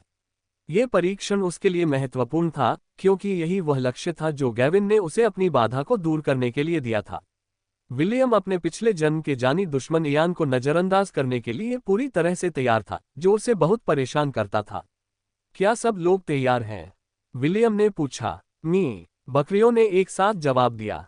रुको, क्या बकरियां भी परीक्षण मैदान में प्रवेश कर सकती हैं? एस्ट ने पूछा। उसने बकरियों की ओर आशा भरी नजरों से देखा। क्या बकरियां भी परीक्षण मैदान में प्रवेश कर सकती हैं? विलियम ने पूछा। रुको, क्या बकरियां भी परीक्षण मैदान में प्रवेश कर सकती हैं? एस्ट ने पूछा। उसने बकरियों की ओर आशा भरी नजरों से देखा। लड़ाई के दौरान बकरियों ने अद्भुत युद्ध कौशल दिखाया था और परीक्षण में उनके प्रवेश से उनकी सफलता की संभावना निश्चित रूप से बढ़ जाएगी। पता लगाने का एक ही तरीका है, विलियम मुस्कुराया। फिर उसने अपनी लकड़ी की छड़ी से पीतल के द्वार पर हल्के से प्रहार किया। द्वार कुछ सेकंड के लिए कांपने के बाद पूरी तरह खुल गया। द्वार के बीचों बीच एक चांदी का द्वार प्रकट हुआ, जिसने विलियम को पुनर्जन्म के चक्र में वर्णित द्वारों की याद दिला दी। पहले आप, विलियम ने एस्ट को पहले अंदर जाने का इशारा किया। पोर्टल में प्रवेश करते हुए एस्ट ने कहा, दूसरी तरफ मिलते हैं। इसहाक और इयान भी पोर्टल में प्रवेश कर गए। पोर्टल से गुजरने से पहले इयान ने विलियम को घृणा भरी निगाहों से देखना नहीं भूला। इसे क्या हुआ है? विलियम ने भौहें चढ़ाते हुए पूछा। फिर उसने असहाय होकर सिर हिलाया और अपनी मामा एला को हल्के से सहलाते हुए उनसे पोर्टल में प्रवेश करने का आग्रह किया। जल्द ही विलियम और उसके साथी पोर्टल में प्रवेश कर गए। अंदर पहुंचकर विलियम बहुत उत्साहित था। वह ये जानने के लिए बहुत उत्सुक था कि उसे किस तरह की परीक्षा का सामना करना पड़ेगा। वह परीक्षा के पूरा होने का बेसब्री से इंतजार कर रहा था, ताकि वह गॉड शॉप में मौजूद सामान देख सके। गेविन के अनुसार दुकान में कई ऐसी चीजें बिक रही थीं जिनसे विलियम को बहुत ही दुर्लभ जॉब क्लास हासिल करने का मौका मिल सकता था। इस प्रोत्साहन से प्रेरित होकर विलियम ने इस मिशन को जल्द से जल्द पूरा करने का ठान लिया। उन्हें इस बात का जरा भी अंदाजा नहीं था कि पवित्र भूमि में होने वाला मुकदमा न केवल एस्ट के लिए बल्कि उनके लिए भी तैयार किया गया था। अध्याय 70 बिछड़ना। वे एक भयानक जंगल के प्रवेश द्वार पर पहुंच गए जहां एस्ट और जुड़वां बच्चे उनका इंतजार कर रहे थे। विलियम को देखते ही समझ आ गया कि यह जंगल खतरनाक है। योजक चिन्ह डिंग, आपने साहस की परीक्षा नामक मिशन स्वीकार कर लिया है। खोज साहस की परीक्षा। मिशन का उद्देश्य एस्ट को जंगल के केंद्र में स्थित साहस की वेदी तक ले जाना। Closing square bracket. द्वितीयक उद्देश्य एस्ट का अस्तित्व बना रहना चाहिए। एस्ट या होस्ट की मृत्यु होते ही क्वेस्ट स्वतः ही विफल हो जाएगी। क्वेस्ट रिवॉर्ड, होस्ट का दूसरा ट्रांसेंडेंस फेज अनलॉक हो जाएगा। योजक चिन्ह, ये तो एक अशुभ संकेत देने वाला मिशन है। विलियम ने खोज के विवरण को पढ़कर आह भरी। फिर उसने अपना ध्यान जंगल पर केंद्रित किया और उसका और अधिक बारीकी से अवलोकन किया। हवा में सड़न और दुर्गंध फैली हुई थी और ऊंचे ऊंचे पेड़ों ने सूरज की रोशनी रोक रखी थी। आगे बढ़ने का कोई रास्ता नहीं था। इसका मतलब था कि उन्हें बिना किसी दिशा निर्देश के जंगल पार करना होगा। बेशक ये बात विलियम पर लागू नहीं होती क्योंकि सिस्टम उसके पास था। सिस्टम का मैपिंग फंक्शन सक्रिय हो गया और उसने मानचित्र पर विलियम की वर्तमान स्थिति प्रदर्शित कर दी। उसके अनुमान के अनुसार जंगल सभी दिशाओं में कम से कम 3 मील तक फैला हुआ है। सौभाग्य से विलियम को नक्शे के केंद्र में एक चमकता हुआ सुनहरा बिंदु दिखाई दिया। लाल बालों वाले लड़के ने अनुमान लगाया कि यही वह स्थान है जहां उन्हें परीक्षा पास करने के लिए जाना होगा। नक्शे पर कई अशुभ बैंगनी बिंदु भी चल रहे थे, जिससे विलियम को अपने ऊपर आने वाले खतरे का आभास हुआ। मुझे लगता है कि ये बैंगनी बिंदु वर्जित क्षेत्र है, विलियम ने सोचा। ये शायद शताब्दी या सहस्राब्दी राक्षस श्रेणियों से संबंधित हैं। नक्शे पर 30 से अधिक बैंगनी बिंदु बिखरे हुए थे और वे सभी उस सुनहरे बिंदु को घेरे हुए थे जिसे विलियम ने उनके लक्ष्य के रूप में चिन्हित किया था। एस्ट, इयान और इसहाक को लगा कि विलियम अभी भी सदमे में है क्योंकि वह अपने सामने की खाली जगह को भूल रहा था। इयान उसके पास नहीं जाना चाहता था क्योंकि उसे पीटने का मन कर रहा था, जबकि इसहाक अपने भाई को नाराज नहीं करना चाहता था, इसलिए वह उसके पास ही खड़ा रहा। एस्ट माथे पर शिकन लिए आसपास का जायजा ले रहा था। वह खतरे के प्रति काफी संवेदनशील था और उसे उन संकेतों का एहसास हो रहा था कि इस भयानक जंगल में कई शक्तिशाली शक्तियां मौजूद हैं जो संभावित रूप से उन्हें मार सकती हैं। एस्ट, एक पल के लिए इधर आओ, विलियम ने युवा स्वामी को पास आने का इशारा करते हुए कहा। जी, एस्ट ने विलियम से 1 मीटर दूर रुकते हुए जवाब दिया। क्या आपको महापुजारिन से इस स्थान के बारे में कोई जानकारी मिली? नहीं, लेकिन जंगल के अंदर से कोई मुझे पुकार रहा है। मुझे लगता है कि वही जगह है जहां मुझे जाना है। क्या आप मुझे बता सकते हैं कि यह भावना किस दिशा से आ रही है? विलियम ने पूछा। एस्ट ने अपनी आंखें बंद कर ली और अपनी इंद्रियों को बाहर की ओर फैलाया। फिर उसने उस दिशा की ओर इशारा किया जहां से तीव्र आकर्षण आ रहा था। विलियम ने सिर हिलाया क्योंकि एस्ट ने उसके संदेह की पुष्टि कर दी थी। वह जिस दिशा की ओर इशारा कर रहा था, ठीक वही जगह थी जहां टिमटिमाती हुई सुनहरी बिंदी स्थित थी। ठीक है, सुनो, जंगल में प्रवेश करने से पहले कुछ नियम तय कर लेते हैं, विलियम ने गंभीर भाव से कहा। मैं खुद को इस अभियान का नेता नियुक्त करना चाहता हूं। हर किसी को मेरे आदेश का पालन करना होगा, चाहे वह कितना भी अतार्किक क्यों न हो। और हम तुम्हारा अनुसरण क्यों करें? इयान ने चिढ़कर कहा। हम तो केवल युवा स्वामी की आज्ञा का पालन करते हैं। जी हाँ, इसहाक ने अपने जुड़वा भाई का समर्थन किया। हम तो बस छोटे मालिक के आदेश का पालन करते हैं। विलियम ने एस्ट की ओर देखा और उसके फैसले का इंतजार करने लगा। वह जानता था कि इयान निश्चित रूप से उसके प्रस्ताव को अस्वीकार कर देगा और उसे ये भी उम्मीद थी कि इसहाक अपने भाई का समर्थन करेगा। हालांकि इस मिशन में अंतिम निर्णय लेने वाले वे लोग नहीं थे। जब तक एस्ट सिर हिलाता रहता, तब तक जुड़वा बच्चों के पास उसके आदेशों का पालन करने के अलावा कोई विकल्प नहीं होता था। विलियम, चूंकि तुमने ये जिम्मेदारी स्वीकार की है, इसका मतलब है कि मैं तुम्हारा मालिक हूं। एस्ट ने अपना सिर उठाकर उस चरवाहे की ओर देखा जो अंगोरियन बकरी पर सवार था। मालिक को मिशन के दौरान अपने अधीनस्थों को आदेश देने का अधिकार है। एस्ट एक अभिमानी व्यक्ति था। उसे इस बात की आदत हो गई थी कि हर कोई उसकी हर बात मानता है। उसे लगा कि चूंकि विलियम ने उसके समूह में शामिल होने का फैसला कर लिया है, इसलिए चरवाहा उसके आदेशों का पालन करेगा। किसने सोचा होगा कि वह सबसे पहले नेता की भूमिका निभाएगा और उन्हें अपने आदेशों का पालन करने के लिए कहेगा। यह ऐसी बात थी जिसे एस्ट इतनी आसानी से स्वीकार नहीं करता। क्या सच में? विलियम ने लापरवाही से जवाब दिया। माफ कीजिए, मैं आप तीनों के साथ घर गृहस्थी खेलने नहीं आया हूं। अगर आप अपनी मर्जी से करना चाहते हैं तो अकेले कर सकते हैं। क्या तुम मेरी अवज्ञा कर रहे हो? अपने जीवन में पहली बार एस्ट को लगा कि उसके अधिकार को चुनौती दी जा रही है। आपकी अवज्ञा करूं? विलियम ने चिढ़कर कहा। मुझे अपने नौकरों में से एक मत समझो। मेरा एक ही मालिक है और वह तुम नहीं हो। गुस्से से दांत भींचते हुए एस्ट ने अपने दांत पीस लिए। तो आखिरकार तुमने अपना असली रंग दिखा ही दिया, इयान ने जमीन पर थूकते हुए कहा। तुम्हें देखते ही मुझे पता चल गया था कि तुम एक सती इंसान हो। लगता है मैं सही था। विलियम आलस से एला की पीठ पर लेट गया और अपना सिर हथेली पर टिका लिया। फिर उसने इयान को तिरछी नजर से देखा और पलटकर बोला, जब मैंने तुम्हें पहली बार देखा था तभी मुझे पता चल गया था कि तुम भेस बदले हुए एक छोटे से जिन हो। लगता है मैं सही था। तुम्हारी सांसों से भी बदबू आती है। इयान ने अपनी छोटी तलवार निकाली और विलियम पर हमला करने ही वाला था कि तभी अंगोरियन बकरियां आगे बढ़ीं और युद्ध की मुद्रा में खड़ी हो गईं। उनके नुकीले सींग बाहर की ओर निकले हुए थे। स्पष्ट था कि अगर इयान उनके मालिक विलियम को नुकसान पहुंचाने की कोशिश करता तो वे उस पर हमला करने में जरा भी संकोच नहीं करते। यहां तक कि एला ने भी अपना रूप बदलकर अंगोरियन युद्ध इबेक्स का रूप धारण कर लिया। उसकी भयावह आभा ने उस लड़के पर गहरा प्रभाव डाला और उसे वहीं रोक दिया। मिया, एला में मियाए। उसके सींगों और खुरों का रंग मित्रिल नीले रंग में बदल गया। उसकी निगाहें इयान पर टिक गईं। एस्ट आसानी से समझ गया कि वह आइबेक्स की निगाहें दोस्ताना नहीं थीं।